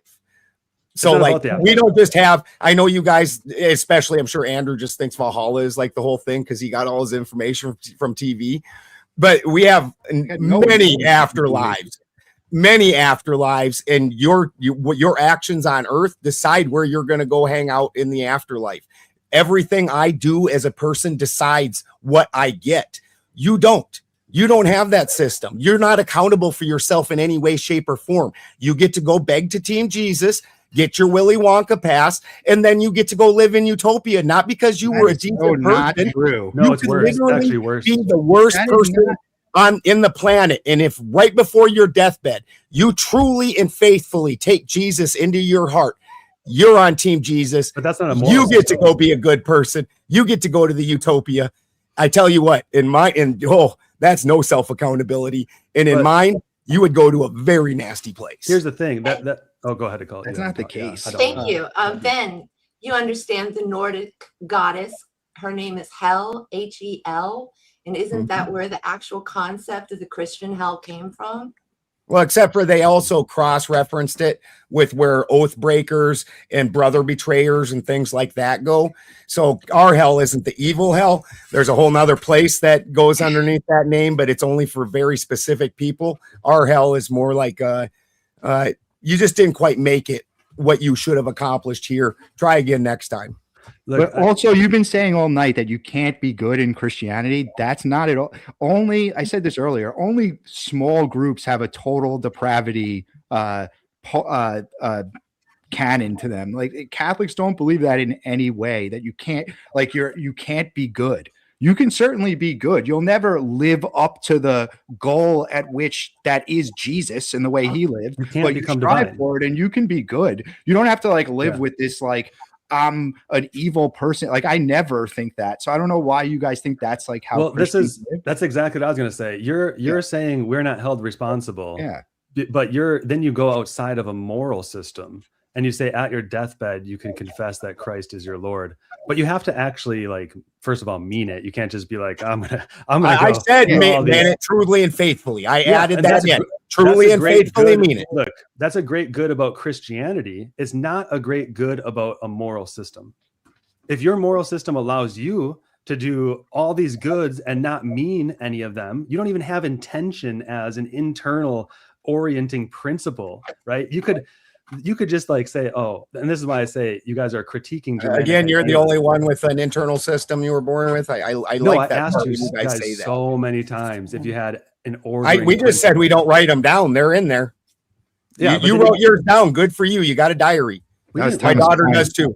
Go finish your thought, Andy. I'm just explicating the idea that there has to be an ordering principle to decide whether a killing is good or bad, whether oath keeping is good or bad, because oath keeping in itself is not good or bad. It's just good to keep an oath in the situation where it's good to keep the oath. If you keep your oath to somebody who maybe you have a serial killer friend and you say, don't worry, I won't tell on you. I won't tell the cops. That's not a good, right? That's not a good. That's two separate issues. I think that's the whole moral you should have probably not made the oath, but now that you've made the oath, Now that's so a whole bound separate to these issue. evil things that you You out of your chose ignorance, the oath you're keeping bound to and evil. the story are two different things. You should have probably not given your oath to do that dirty thing. You knew that dirty thing was a thing on its own, and then you gave your oath, and now you're saying breaking your oath is now somehow better, like doubling down on that is better. That's absolutely nonsensical. But I do understand, because you guys have this whole thing where you pretend you can be good, but it literally says, and I didn't hear either of you counter where, you did say, well, only somebody truly faithfully meaning it. Well, I added that in there, that this guy that lived the worst life the entire time he was alive, in 5 minutes on his deathbed, Team Jesus, he goes to the fucking good place, the awesome place. And actually, we would go to hell. Like the people that actually lived good lives but didn't join Team Jesus, we go to the evil, torturous place, right? The person that lived their entire... God. I think Corinne was trying to chime something extra in there. I wanted to make sure you had the opportunity. Elbows up, Corinne. Thanks, guys. So about Jesus and never being able to live up to who he was, didn't he say, you can do these miracles, you can do these things and more? I thought that it was the apostles that got lazy and just started preaching instead of actually trying to be like Jesus. Can you clarify that point a little bit? You were saying that one of you were saying that in the end, you'll never be as good as Jesus, because that's just the way it is, because you're just a human and he was perfect from the divine. Where I believe the older cultures were saying we're all perfect from the divine and we all have the chance to become perfected. And Jesus told you in the Bible, you can do these things, these miracles, and more. So I think that was Jesus's challenge to the 12 and to everyone else. Don't just preach me, be me. I would say the being him is not like a Mormon sense. First of all, we have different sort of ways we participate in the divine in Christianity, and that participatory act is a gift from God. So you had said you have this idea that people are the perfected, but they can become perfected. I think that's a bit contradictory. I think led to gold. No, I'm saying we are not perfected. We come that's the Christian stance. We're not perfected. Become perfected through growth. Yeah, we're not neither. Yeah, same with us. Same with Christians. But we try to be as magical and awesome as we can, like Jesus wanted. Yeah. So I mean, but here's the thing. You have to do that under your own natural abilities. That's what Balderson keeps pointing out. And he thinks that gives you more responsibility somehow. And I think we have our natural powers, but like I said, natural law allows us to participate in the divine in some way. And so we can see this eternal law and we participated in it through the natural means. But we're not saying it's like our moral system, right? I think there are two things being confused: the moral system and grace. Grace is not a moral system. And I think this is why I said in the beginning, I think you're going to fall into like a moralistic German idealism. And that's not what Christianity is. It's not, and I don't think there's anything wrong with that from a moral perspective. Why would that? Go ahead. Sorry. Yeah, go ahead. I was going to hand it to Andrew, but I wanted, if you had a last thought on that, because I know he wanted to chime in on that too. Well, I just wanted to say to Balderson, you keep bringing up this example of the guy who lives this completely depraved life, and 5 minutes before he like says some magic prayer and gets into heaven, like that would never happen. So you could see the effects of living. It's not just heaven and hell. Like you're saying, we stole this concept of hell from another. You can literally play it out here on earth. If you continuously make deprived decisions, you're going to end up in a really bad place. Jail, dead, something like that. Try it. Not really. You get what I'm saying. You can watch someone else that's done it. If you continuously make good decisions, like spending time with your family and doing all the things that you're supposed to do in the Bible, specifically even Old Testament mitzvahs are for that reason. That's what Shabbat is for, right? If you do it, you're going to have a better time here. You're going to have you're going to have a better relationship with your family here if you turn off all your electronics and stay with them on Saturday. It's just a fact. You're going to have a closer relationship. So in the same aspect, Balderson, if you spend your entire life doing evil things, there's no way you come to that realization 5 minutes before you die. It was always just a plan that you were going to use it at, like, your heart would never be true to that. If you lived your entire life as the most evil, it would never happen. Those two things are contradictory. But it's not possible. It's not possible. No. It's because Jesus the Christian way does not leave that door open. I think and then also I got where you went with the Jewish, where they actually had to earn their way into heaven, and so now you are earning your way, because that's a very different system than I'm aware of. It depends what Christianity you're talking about. We always miss the mark. Again, more of a Calvinist position would be like, no, you can never have any effect on your, like, grace is fully given. Your works have nothing to do with it. Catholics have a different position on it. Your intentions have something to do with it. You can turn towards God and look towards him. That's the difference there in those, I believe. Andy can correct me if I'm wrong, but for Catholics specifically, your intentions, it's not your works that are going to get you into heaven. You're always going to fall short. But certainly God wants you to see him out. Keep you out. What'd you say? Your works can keep you out, though, is what you're telling me. Your separation from God is that thing. So you're talking about a concept, like your separation from God that you create here is the thing. Like, it's what puts you in hell. I think Christianity has a huge advantage here. Christian moral systems, although they're tied to the idea that there's an eternal law that structures our justice system, we can say, let's go for the common good without making it a religious aspect, right? Like, we can say, let's all as a society decide what the common good is. It doesn't save you. Aren't you just criticizing us for that? No, because you have it either necessarily tied to the eternal law, because you don't have an internal ordering structure, and you just said, so your point is you do good work. That's hilarious that I don't have an internal ordering structure. The things that you guys just, like, throw out. No, I said we didn't write no shit down like that. You wrote some shit down. Right. I'm just waiting. It still came from inside. We didn't write it down. You wrote it down. You know, your killings are better than our killings. We get it. Like, no, that's not what I'm saying. Apparently, just make this point. You can earn your way out of heaven, but not into heaven. Go ahead and finish your thought, Andy. Yeah. So the different point is, now I'm blanking on it. You said you can get to what is your in the library? What is your heaven? We don't.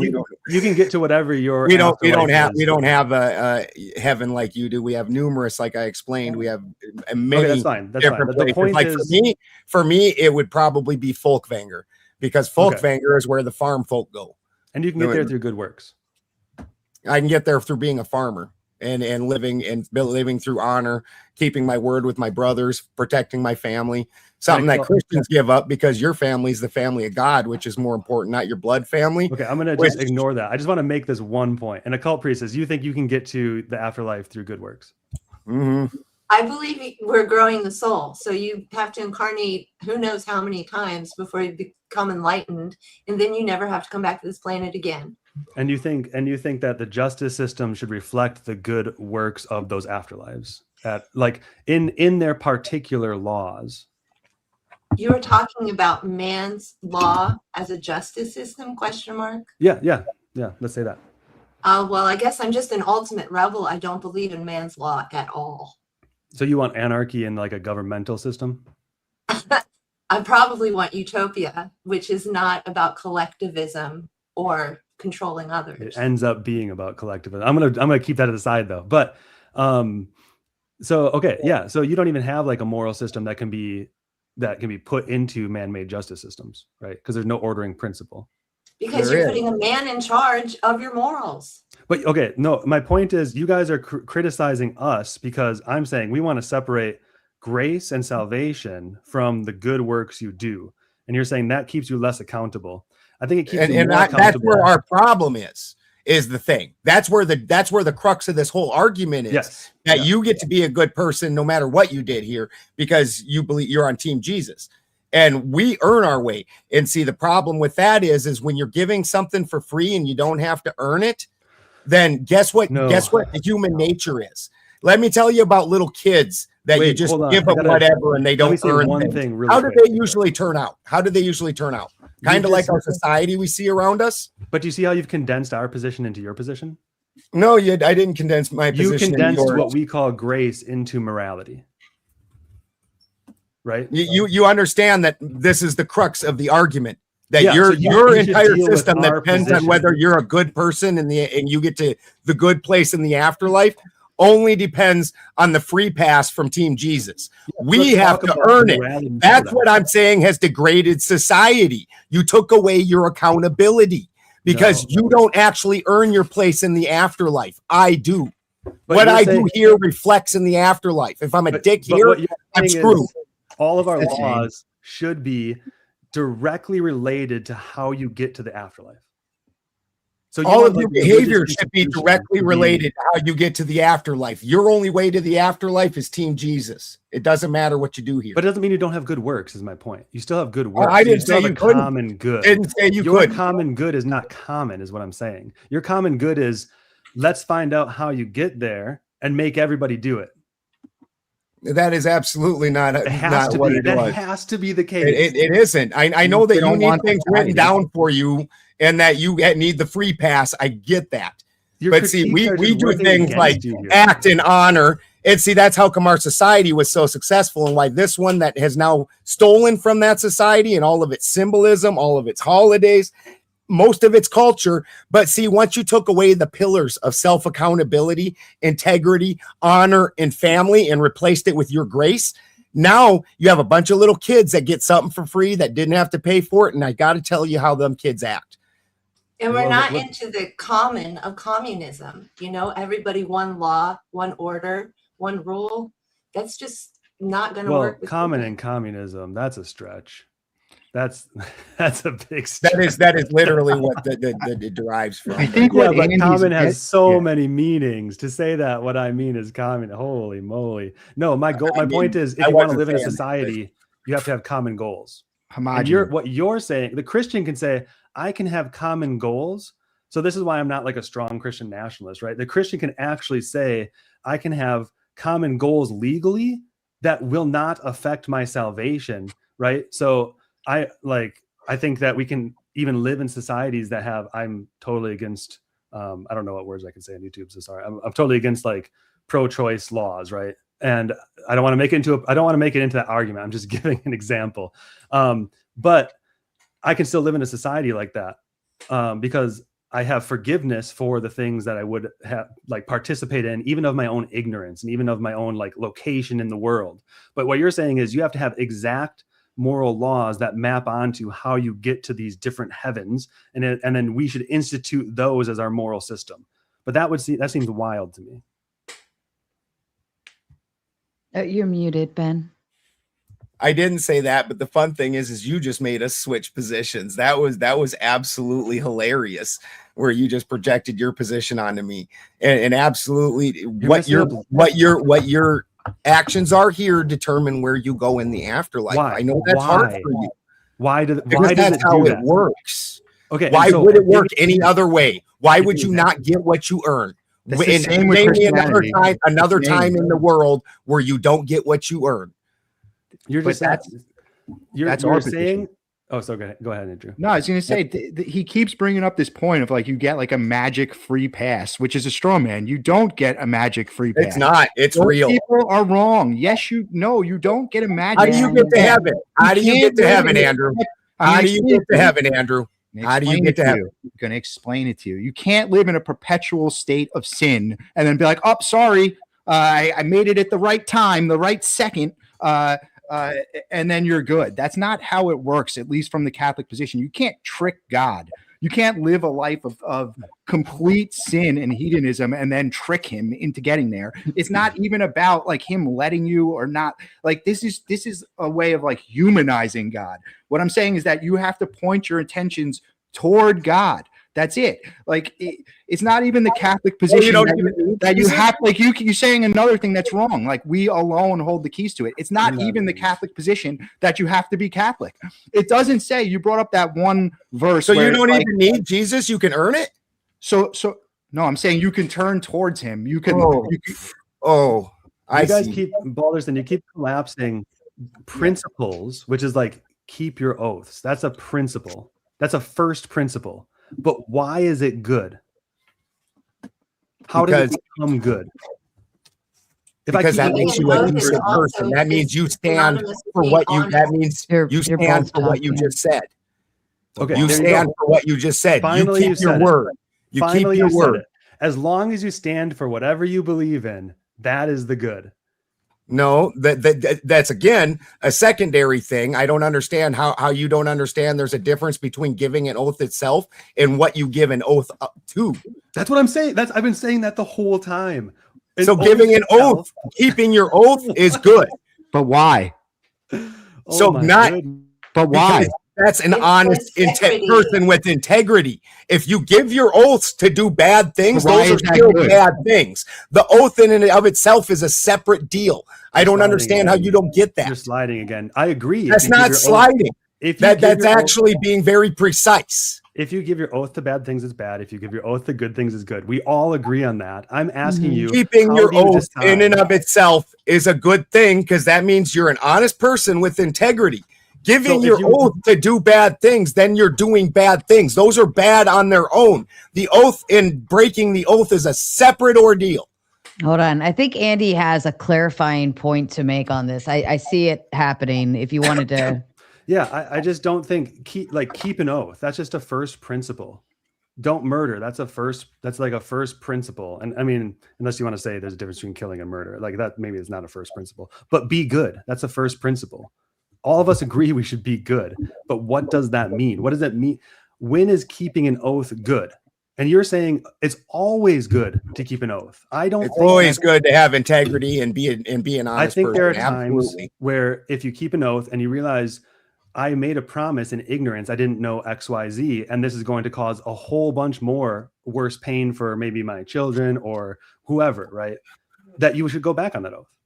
I mean, you probably made a foolish decision. That's a fact. And you say always concede to the sinful, or I'm going to say sinful decision because that's I didn't say concede to the sin, but you being an oath breaker, you're an oath breaker. Then that's not a good thing. No, and in that, and that's why you need forgiveness because there will always happen.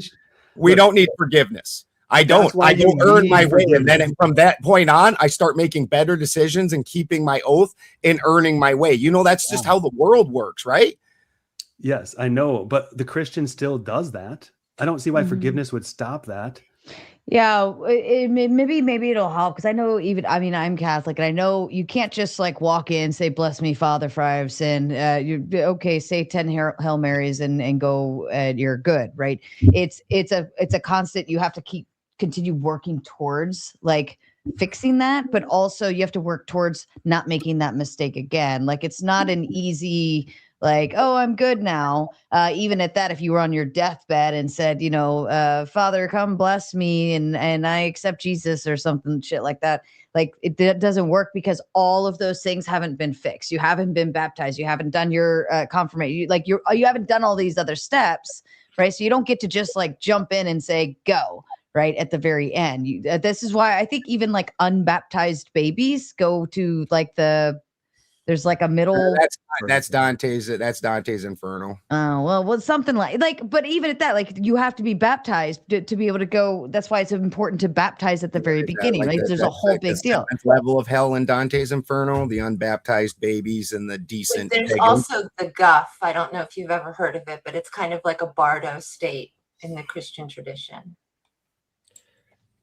Different denominations. Again, you get one. We get a choice here. Either you get into heaven because you gave your heart to Jesus and you believe in him as your Lord and Savior, or you earned your way.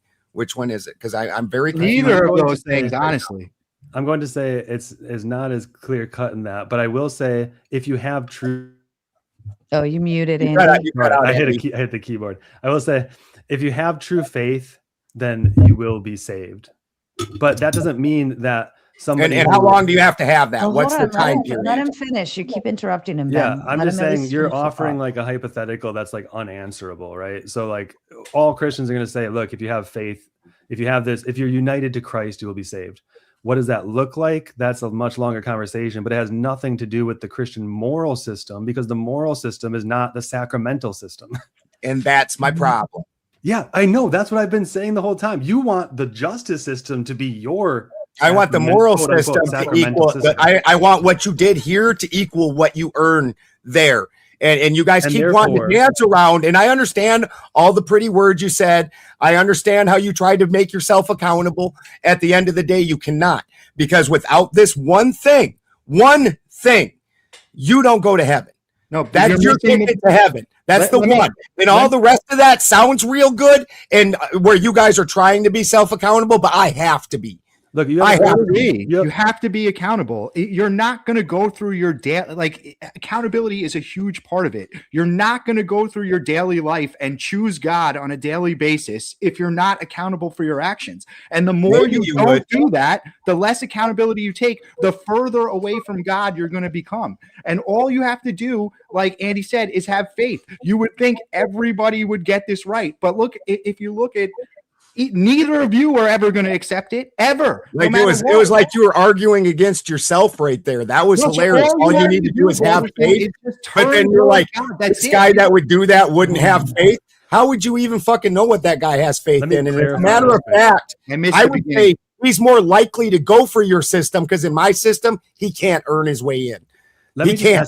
He screwed himself already. In yours, he can still get the free pass. How did Christians weaken a moral system? If you want to say you don't like our sacramental salvific system, whatever, that's fine. But why is our moral system weak? Because that's why your moral system is weak, because the true true prize. That's why your moral system is so weak, because the actual only true prize you don't earn your way into. And so all the things that the pillars that were the pillars of our system, you took them away and replaced them with grace. And now because of it, you don't have to earn your way anymore. And again, we have a bunch of spoiled little kids, and look at the culture that Christianity has fucking promoted and brought us. It's awesome. I think that's a leap. I don't think not a leap at all. Have you ever raised kids? I think I have 2 kids. I think postmodernism is the result of that. Do you make them earn? A different story. What was that? Do you make them earn? Do you make them earn? Well, they're 2 and 8 months. So then never mind. Never mind. They're not earning, but you don't got that little 2-year-old out working yet? He probably would. He's got a lot of energy. More than you or I bet. Yeah, probably. Yeah, I'm tired from him today. But I would just say, again, I just want to be very careful not to make our moral system the sacramental salvific system. Like, that is so important for the Christian, right? That's been just essential to Christianity since the beginning. So I think we have to be careful of that. It's not that they're totally disconnected, but faith does not have anything. A pagan can be moral. Right? The Christian can say that. And if we go to where we deserve. And so you can still go somewhere else.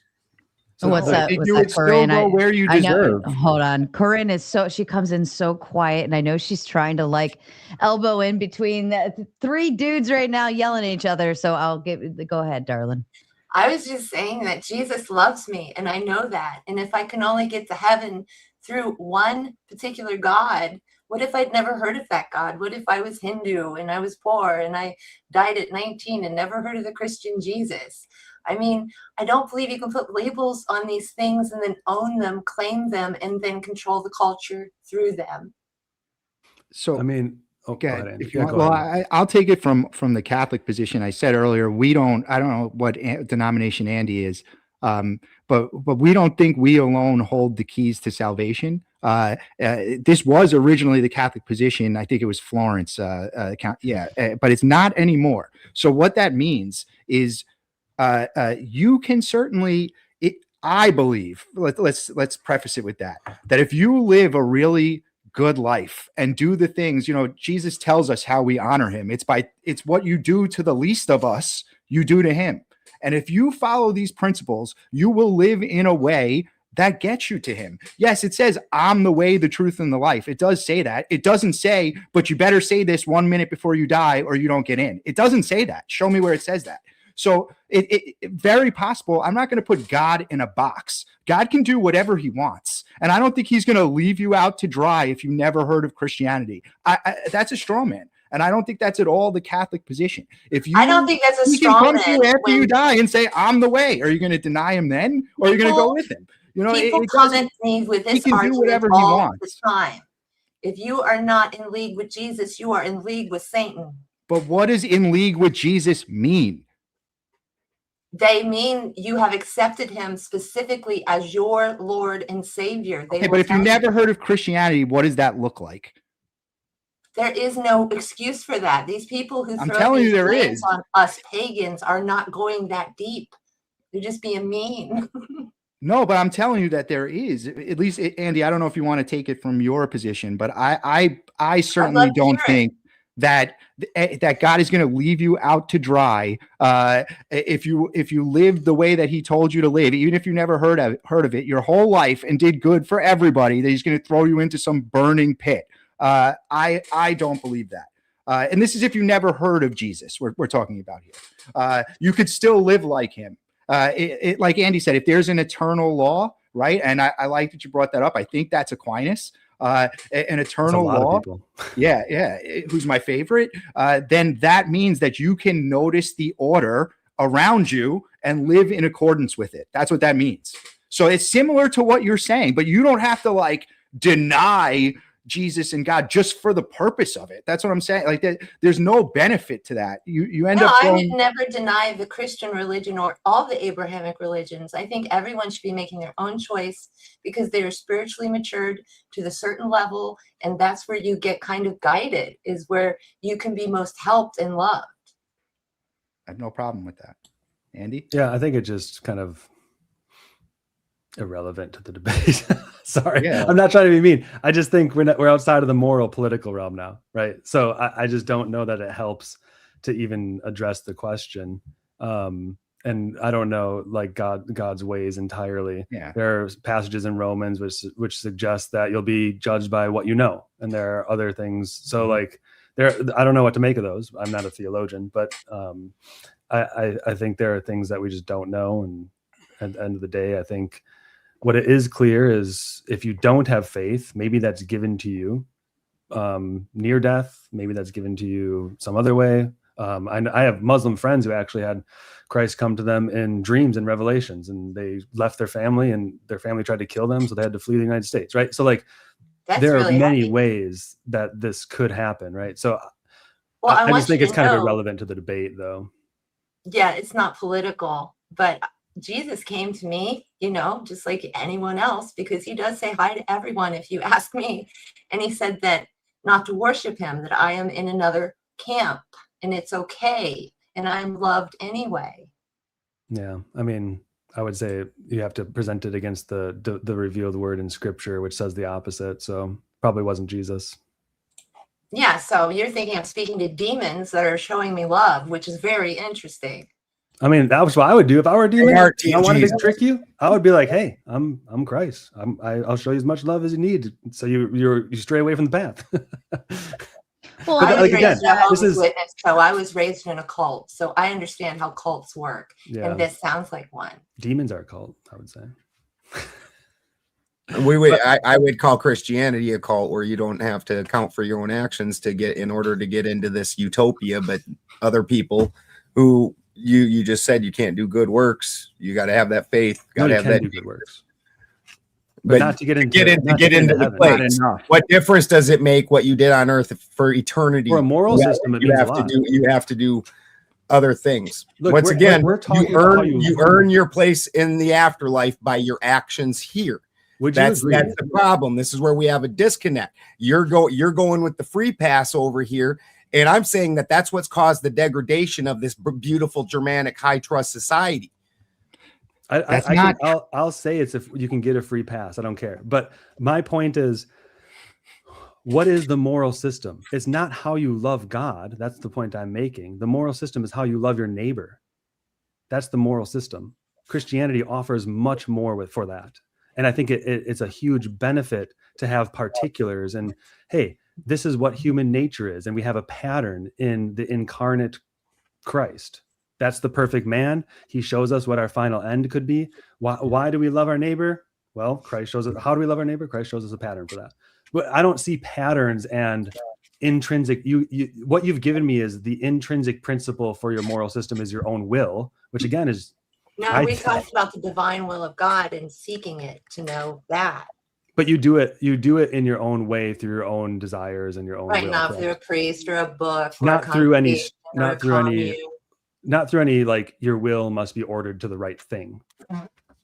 Yes, that's why we brought up natural law. Or else you don't, or else again, my will, my actions on this place determine my afterlife. Yours don't. You just got done saying that, dude. But it's not a moral system. It is because that's where I want to go in the afterlife is the good places. Yeah.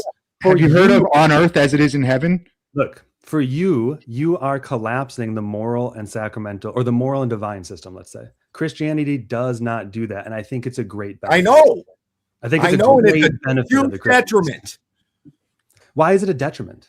Because now you get to have shitbags that go ahead, that spent their entire time here being shitbags, spending eternity in utopia.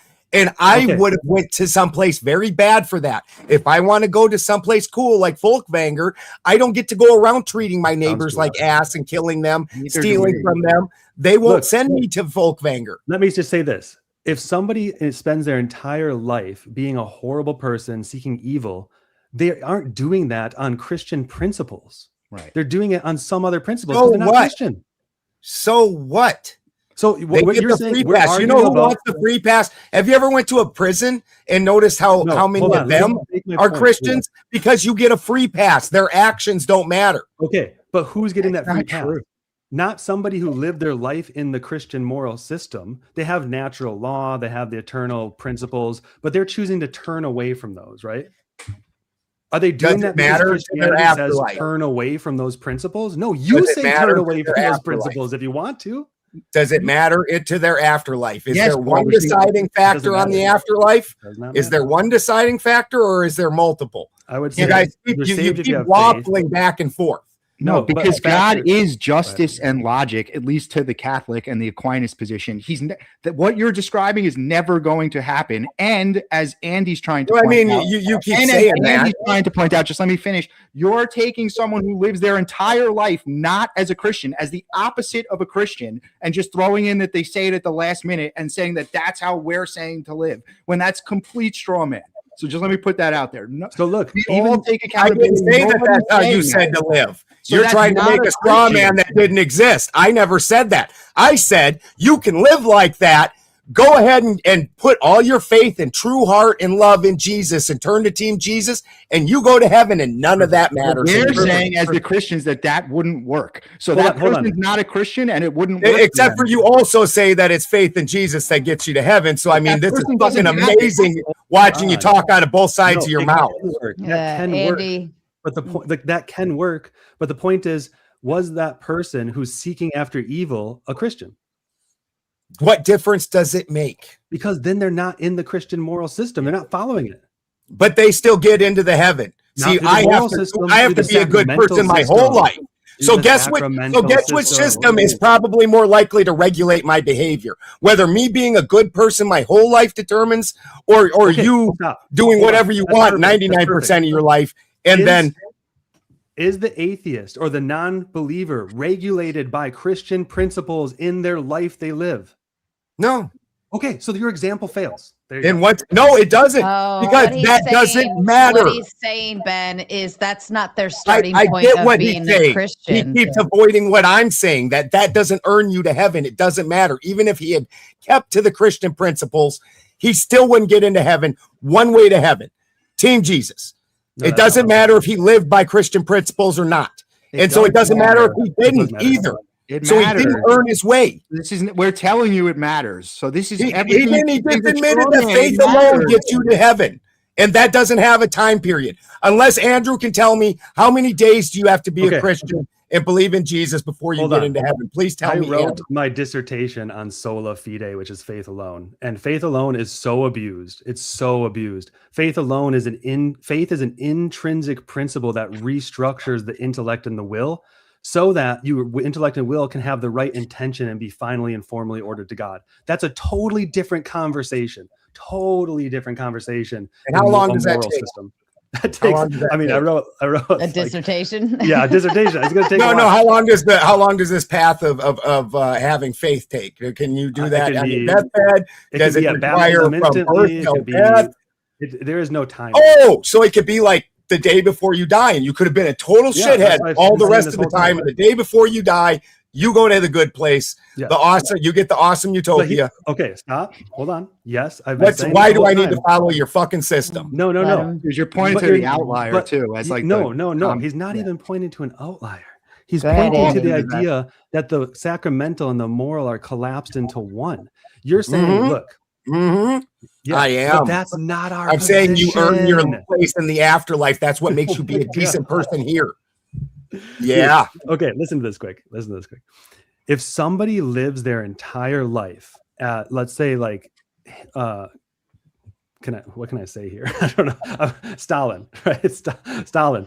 Let's say he is a deathbed conversion. Is that because he lived by moral principles? No. Okay, then it's not a moral system. Exactly. You have no moral system because our moral you system get free pass into heaven for doing that, and I had to earn my way by being a moral decent person. No, it does not follow that we don't have you have no penalty for what you did here. Not truly. Hold on. It does not follow that we don't have a moral system. It follows that our moral system is separate it's meaningless. From our sacramental system. No. It follows that it's meaningless. Do you think it's meaningless to care and love for your neighbor? Oh no, I think it's a good thing. I think it doesn't matter in your system, though. Jesus, I think in mine, I have to do that, or else I'm going to go to a bad place. What are the two commands Jesus gives? Love God. I'm not a Christian. Love God. I'm not a Christian. Love your neighbor. What do you think he's explaining there? He's explaining the eternal law, how you're connected to it, and the moral system we ought to live by. And what difference does that make on the day you die? On the day you die, if you have faith, you do. If you don't, you don't. Because if you don't do that your entire life and you go against that, then you don't have faith your entire life. What is going to no. Stop. Entire life now? You said that wrong. I'm saying if you lived your entire life against that principle, yes, you're not going to then get to your death. Oh, you can't possibly know that. You can't possibly. Yes, you know that. Intimidate. Not even a little bit can you know what is on that dude's heart when he's dying. Yes, you would know. You Christians love saying that there's no atheists in a foxhole. You know, you guys love saying that shit, but the dude can't decide that he on his deathbed didn't realize that the things that he did in his life were horrible and realize I can't earn my way anywhere. I'm going to have to turn to Jesus. This entire debate, I've been arguing that there are selfish reasons in foxholes. It's this entire debate, I've been arguing that. I would agree. There's non-Christians in foxholes. Of course. That's why you can only have that if you separate your moral system from your sacramental system. And separating the two things leads to the degradation of the moral system because there's no penalty. There's no penalty in the afterlife for your actions on this planet, on this place.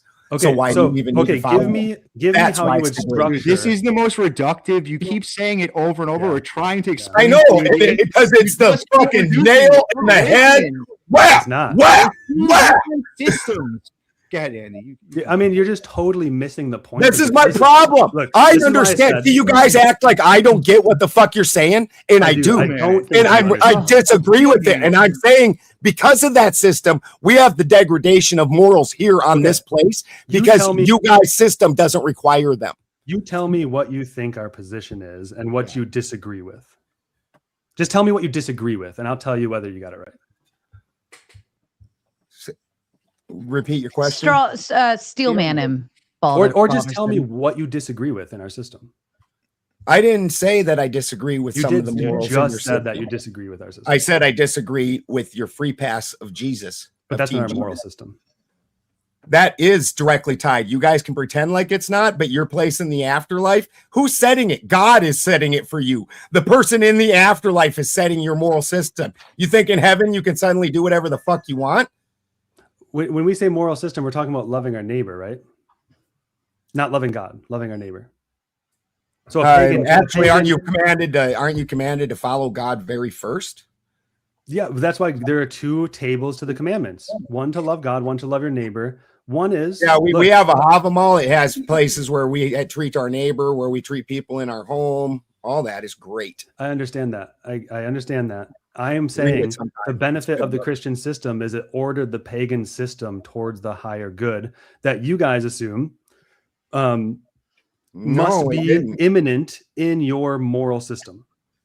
No, your system gave a free pass to the people who don't follow the moral system. Ours said you must follow the moral system. The only way it would give a free pass is if someone says, I'm a Christian and I know God exists and I'm going to do as much evil as I can, and then I'll be saved because I can just. No, it's where you spent an entire lifetime doing one thing and then you truly. But it's only a free pass for people who know Christ. If you don't think Christ exists, you don't think you have a free pass anywhere. I actually think Christ probably existed, but I'm not a desert dweller. So, but you don't think he's divine. You don't think he's part of the triune God. You don't think he's going to. I think he's part of the Abrahamic God. That God's just not the all. He's not. You think he forgives sins? Greater God. What? You think he forgives sins? Your God? You think Jesus forgives sins? Apparently not. Do you think he makes people righteous? He paid for all your sins through the washing of his blood, so that way you could get a free pass into heaven because you are too nasty of a person to earn your way there. Okay, so let me pause there. No, I think that's a polemical take. But let me just point out what's going on. So you're taking our sacramental system and you're saying this is the moral system. All I want to point out is Jesus forgives sins and he can do that for all, but if you think that you have a free pass, I think I have a free pass. I think Christ has forgiven my sins. I'm going to get into heaven, not of my own work. It's a free pass. Thank you, Lord. But I'm a Christian, so I'm indwelled by the Holy Spirit. I don't want to do evil. Am I going to do it occasionally? Of course, but I'm not perfect, right? I'm not divine. The difference in your situation is apparently you think Christians offer a sacramental system where if you're a Christian, all of a sudden you can say, oh, I've got a free pass. I can do whatever I want. Yes. It's not what I said. You're that's the logical entailment of your. It's not the logical entailment. Do the logical entailment is that it doesn't matter how I live up till the point where I get where I join Team Jesus, and then nothing else matters. A Christian doesn't say that either. Yeah. Like a Christian. I know you're trying to say a lot of other things, but that is what you're saying. That's not what a Christian does. So that's why we keep saying over and over, like a Christian that thinks that he has a free pass is not going to spit in God's face every day. Then they're not a Christian. That. If he really believes he has that free pass and God loves him and saved him, he's not going to do that, or he wouldn't then be a Christian. Exactly. You understand? Yeah, I do. He's understand. Not a Christian. Then. I do understand. So you can't. That's what we're saying. We're going to go for. We already did this argument. We're going to tie up your loose ends. You got about 3 more minutes, and then we'll move to closing statements. We already did this argument. That don't make fuck all difference. Because the fact is I can be a shitbag for 90 years and then turn to Team Jesus, and on year 91 I die. I go to this perfect utopia, and people that lived and were much better people than that didn't do that, they get to go to the bad places. No. Well, the funny thing is, so the people who are the quote unquote shitbags are generally not the ones who are indwelt by the Holy Spirit and have faith and want to follow the law of God. Who did Jesus hang out with? Yeah, I'm not saying they're not sinners. Oh, yeah, he did. And I also got another real good question, which is more important, your afterlife or your life here right now? Wait, hold on. No, but you're Jesus also misunderstanding what I said already. No more. He didn't say keep doing it. Let me rephrase what I said. In your analogy of this idea where you just get a free pass, the people you're calling shitbags, those are not the Christians, because when you're a Christian, you don't say, time to forsake God all day, every day, and do everything according to my will. The Lord's Prayer, your will be done, Lord. If you're I'm not sure what you guys are not getting about. I get that part. And the point is, the point is, you can be a shitbag your whole life, join Team Jesus, and you're in there. So for my whole life, there was really no incentive for me to join Team Jesus. At the end of my life, when things start getting funny and old people start wanting to make amends with their family, start making their mistakes right because they do nothing but sit around and think about it, they find Jesus. No, but you think you can fake it. That's the thing. What you're No, I describing don't. is faking I said it. Yes, specifically. you don't with understand. true faith. You're not describing Said faith. it specifically. You're saying, oh, well, now I get this chance. Like, I'm getting old. I see what's happening. Let me accept Jesus, like, just in case. That's not it.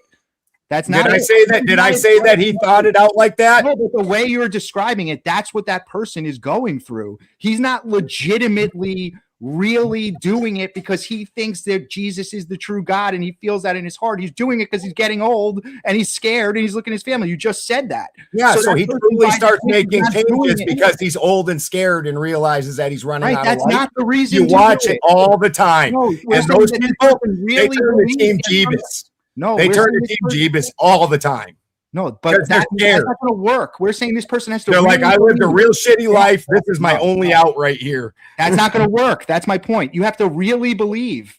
Like, you have to really. Again, he really believes. You can't just he say, really believes. old, You keep so trying to fight a guy that wasn't even ever brought up. Huh?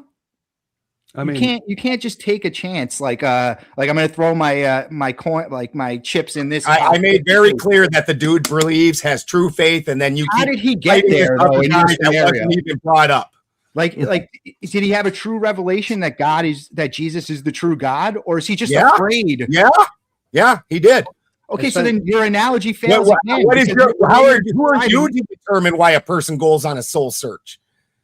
Most people don't do it because they're having a good life. Most people go through a soul search because they're fucked up and things aren't so great. Who are you to determine whether why they're going? It has to be legit. So they legit found Jesus. This is like the least Christian thing I've ever heard. Where this dude determining what found Jesus, like their saying, heart. why is that bad? That Jesus accepts him. Why is that bad? One more, because he didn't earn it. Last question, Andy, and then we'll move to closing. Can the human civil law be like prudential laws made by political authorities for the common good? What did you say just before that? Can like the human civil law be like a prudential law? So just to give you a quick background, we have like eternal law. You guys say you have eternal law. We have natural law. We have divine revealed law. And then we have the human civil law, which is prudential and organized towards the common good. So societies don't have to function on revealed divine law as their civil constitution. That's what the argument is. I think there's a great benefit of Christianity, because otherwise, like, everybody would be being thrown in jail because we all break the divine law, right? Everyone would be. That's what the church is for. We break the divine law. The state doesn't punish us for breaking it does in certain times, but that's also a common good, right? There's overlap there. But it seems like on your system, you don't have that distinction. You just want to say the human prudential civil law is the divine revealed law because that's what gets us into heaven. Odin wouldn't decide whether you're going to jail or not. That's ridiculous. Again, we have civil law. Okay, so that's the whole conversation we missed. The civil law matches our divine law. You go ahead, go do something nasty to your neighbor. You're going to go see the court. Yeah, Odin is the one that's going to decide you're not going to a good place, not the civil law guy. He's going to decide whether. And we didn't have jails. You either got exiled from the village or not. We didn't really have jails. That wasn't really a thing. So you believe that Odin? Oh, sorry. Go ahead, Sarah. That's okay. Finish your thought. I'll put it in the closing. Okay. All right. Well, actually, then I'm going to hand it on over to Andy. We're going to kick off with our closing statements. So go Andy and then end with Balderson.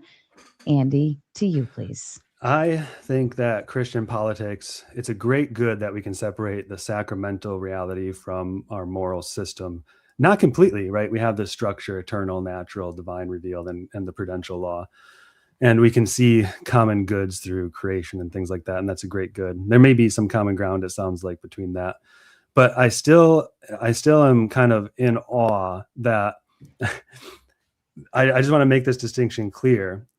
We have this sacramental system that says you're saved through faith and charity, grace and charity, however you want to put it. Catholics and maybe Lutherans will disagree on that a little bit, but the moral system is not going to decide whether you get to heaven, and that's a great good, because you can have societies that are not based on divine law.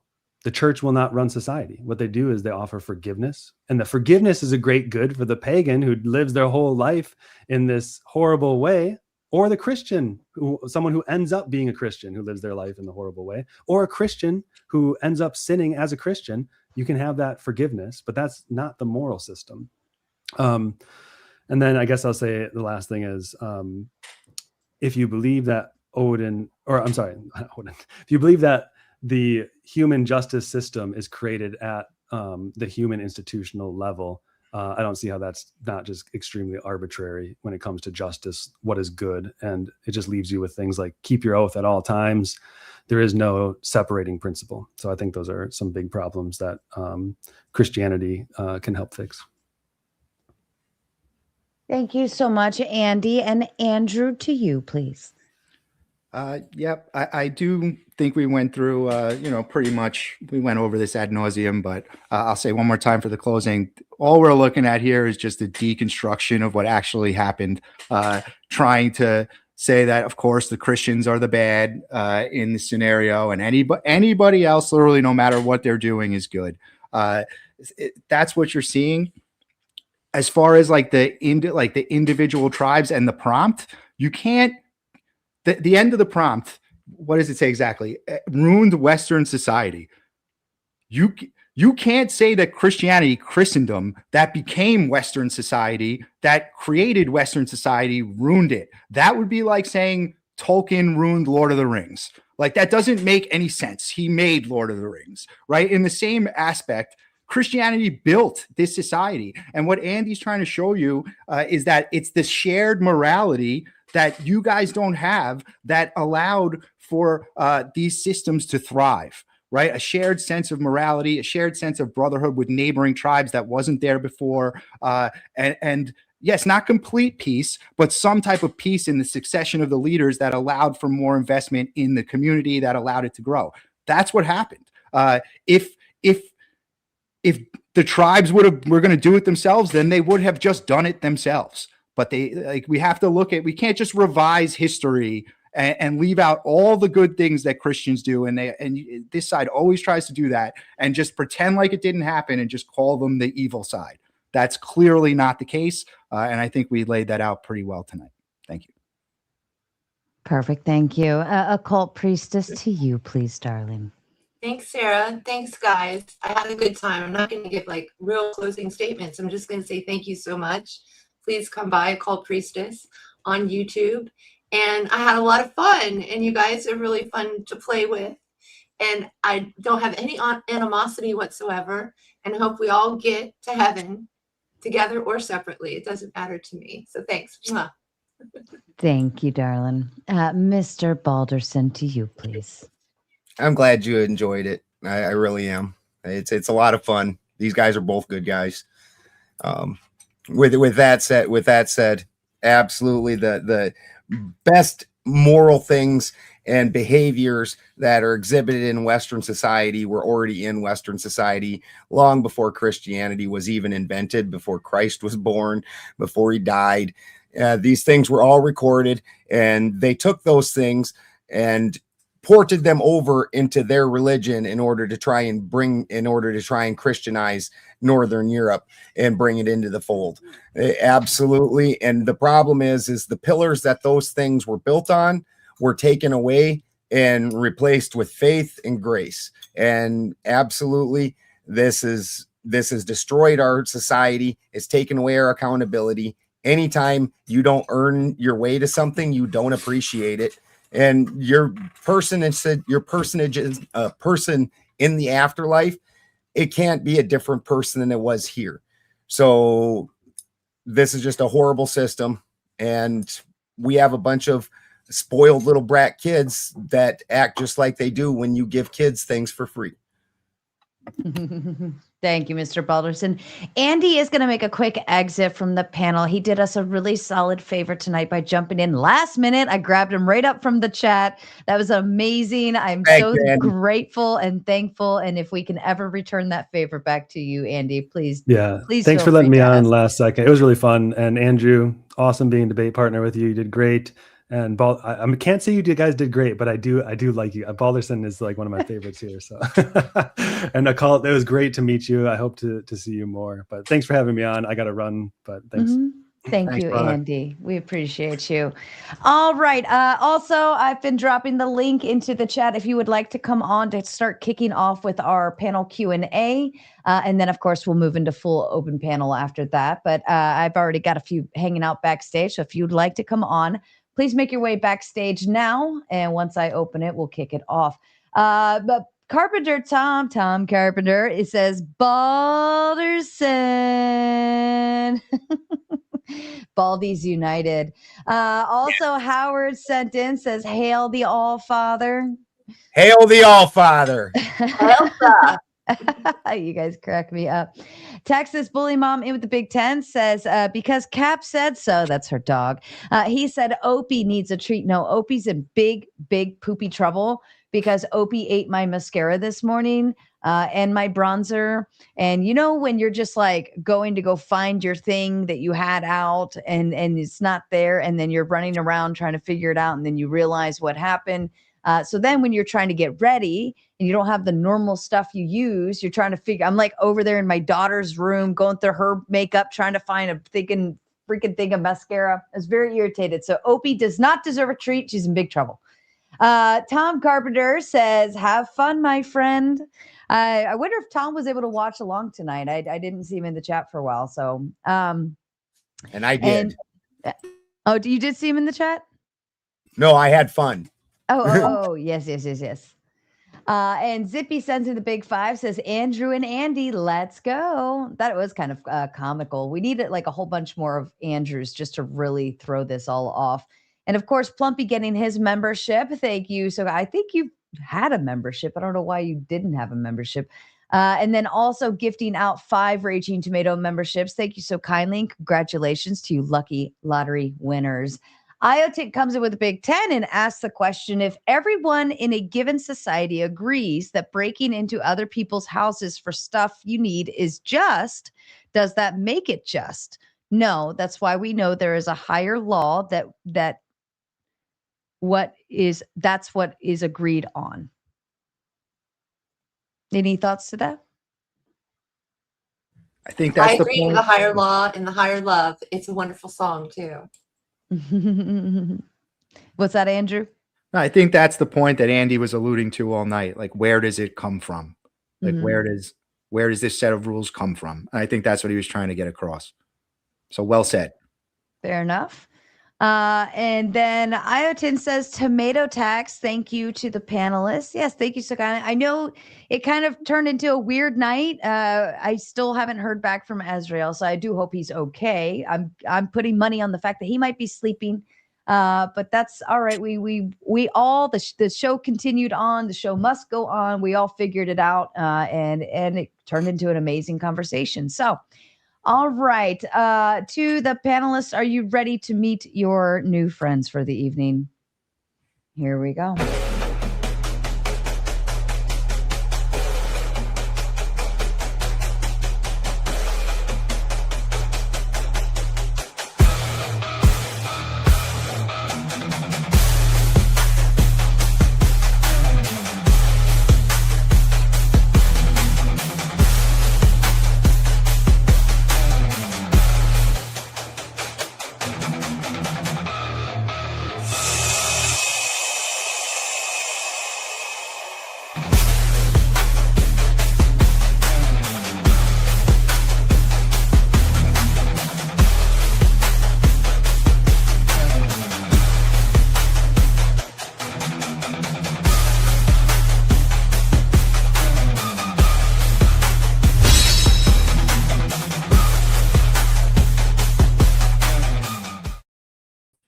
Oh, right. Oh my God, my throat just totally got stuck on that for a second. My apologies.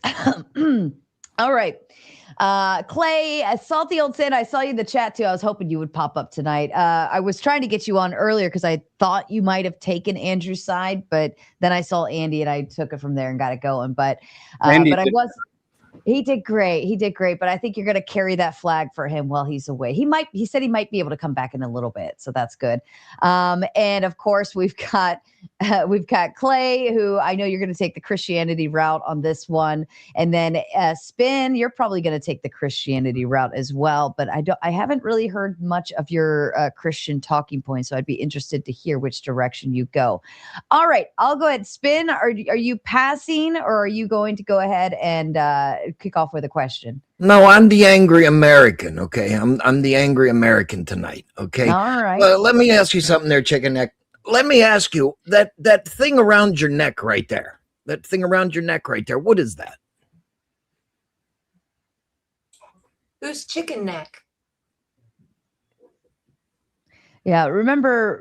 Oh, my fault. My fault. Yeah, my fault. Miss Priestess. Miss Priestess. The thing around your neck. What is that? So this is a pentacle because it's got a circle. It's got a fairy on it, so you can't really see the star so well because she's on top of the star. So now that we've established what's around your neck, can you define what an occult priestess is? It is my own self-titling. Okay, so you would not consider yourself a naturist? I'm a pantheonist too, so you can't just bring me nature. You got to bring me the gods as well. Does that answer your question? So can you define the word Wiccan for me? Wise ones. Thank you. I yield. All right. Thank you so much. Salty Santa, to you, sir. This question's for Andrew. Have you heard of the Pax Romana? Yes, I have heard of it. And so we commonly understand that as the Roman peace. Yep. As I heard your presentation, what I heard was, look at all the good that the Christians did while they followed the Romans. But you didn't mention the Romans. Well, I'm not here defending the Romans, but yes, certainly Christianity came, the spread of Christianity was directly because of the Romans. Once they converted, it spread quite rapidly. Well, the Romans, many of them weren't converted, but I'll continue. So you had mentioned the infrastructure, and I liked your presentation, by the way. I'm not necessarily adversarial, but it's pointing out that this infrastructure, all these things came with the Christians, or, what Ben says, the Jesus Club, or whatever he said. And I looked at everything that you said about those, and were all from the Roman engine. Romans brought structure to everything, whether you liked it or not. If you had opposing viewpoints, as long as you didn't rebel, you didn't die. They certainly started it, and I would make the argument, not tonight, but at some point, that the Roman Empire never even fell. It became the Roman Catholic Church. I would fully support you on a panel, Sarah. Yeah. I would fully argue that. The Roman Catholic Church is the remnants of the Roman Empire. I don't, and this happens like with every empire. I believe the English Empire really became like the English banking system. Like it happens over and over that the empires kind of like implode into something else. They don't just vanish. So it was definitely built on the pillars that were there already. Even the earliest churches were just other buildings they used the road system to spread the message. And then a lot of the buildings were already built. So you're absolutely right about that. 100%. And one other perhaps quibble, you had mentioned that they were bringing agriculture when agriculture began in Mesopotamia, which wasn't part of the Germanic or the Roman or the Christian. They did. The monasteries became centers of agriculture, which became like a community meeting place for the people, and that's how they started to intermingle together and develop this more cohesive brotherhood because they had they were gathering at these type of areas where agriculture was promoted more through the monasteries. Are you familiar with the Celts, sir? Vaguely. I'm not like well versed, but you could tell me. I'll grant. Sure. I'll believe you. It's my genetic heritage. That's the only reason I know. Yeah. So the Celts came across what we would call very Eastern Europe, Russia, in fact. They came from the steppes. They went across near the Caucasus Mountains, and they developed agriculture along the way, somewhere in the areas of Turkey, maybe not in Turkey, but along that parallel or longitude. And then they continued going across. And in fact, these peoples went all the way into Ireland. So I don't know. I would just disagree that the Romans were the only ones to do that, because though I can't remember the name, a specific subset of the group of the Celts was known as agricultural farmers. Well, there was so much warring going on that it was hard for them. It has to do with a lot. I know Balderson argues it, but it was somewhat more peaceful, which allowed them to start doing more of this. And I'm talking about in like a structured, of course, there was some agriculture going on, but this is like a structured form of agriculture, like systemic, that started to form. Which before it was just local tribes doing things, but this is where you start to see this community forming that will eventually become lead to investments in infrastructure and things like that, and eventually become statehoods and then the countries that we see in Europe today.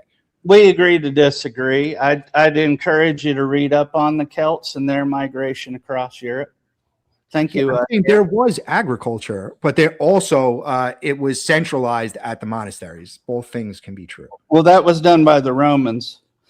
Well, there's no monastery. Like the monastery, they were centralized at the monastery. Roman times. Yeah, but it was centralized. Like you're talking about Christian Romans after Constantine. Like which? I don't know. You can call whatever time. There were no monks who were going out in any wilderness to take on the Germanic tribes and win. So you're saying there was no monasteries building agricultural centers in? No, I didn't say that. I said the monks didn't go out on their own, roads existing or not, and create a farm and defend it by themselves. No, I didn't say that. Yeah, I agree with that. Okay, so I'm just saying that there are things that may have happened under Roman guidance / oppression that it was kind of be taking credit for Christianity providing that. And I'm like, no, these material needs, the Christians needed the Romans, not the other way around. Well, that's just the way it worked out. But yeah, I don't disagree with any of that. They definitely built off the backs of the Romans. Okay. If you're watching, and then I'll hand it to Clay, but if you're watching over on the Raging Tomato side, I've already set up the gauntlet. You should be able to catch the raid over, because I'm going to close out the Raging Tomato over on YouTube side. Also, I'm going to close out Twitch. I'm going to close out X. I'm going to close out Kick. Everything but the gauntlet debate will remain. So if you're watching, you can, if you know where you're going, head over now. Otherwise, catch the raid over. We'll see you there. Thank you. All right, Clay, to you.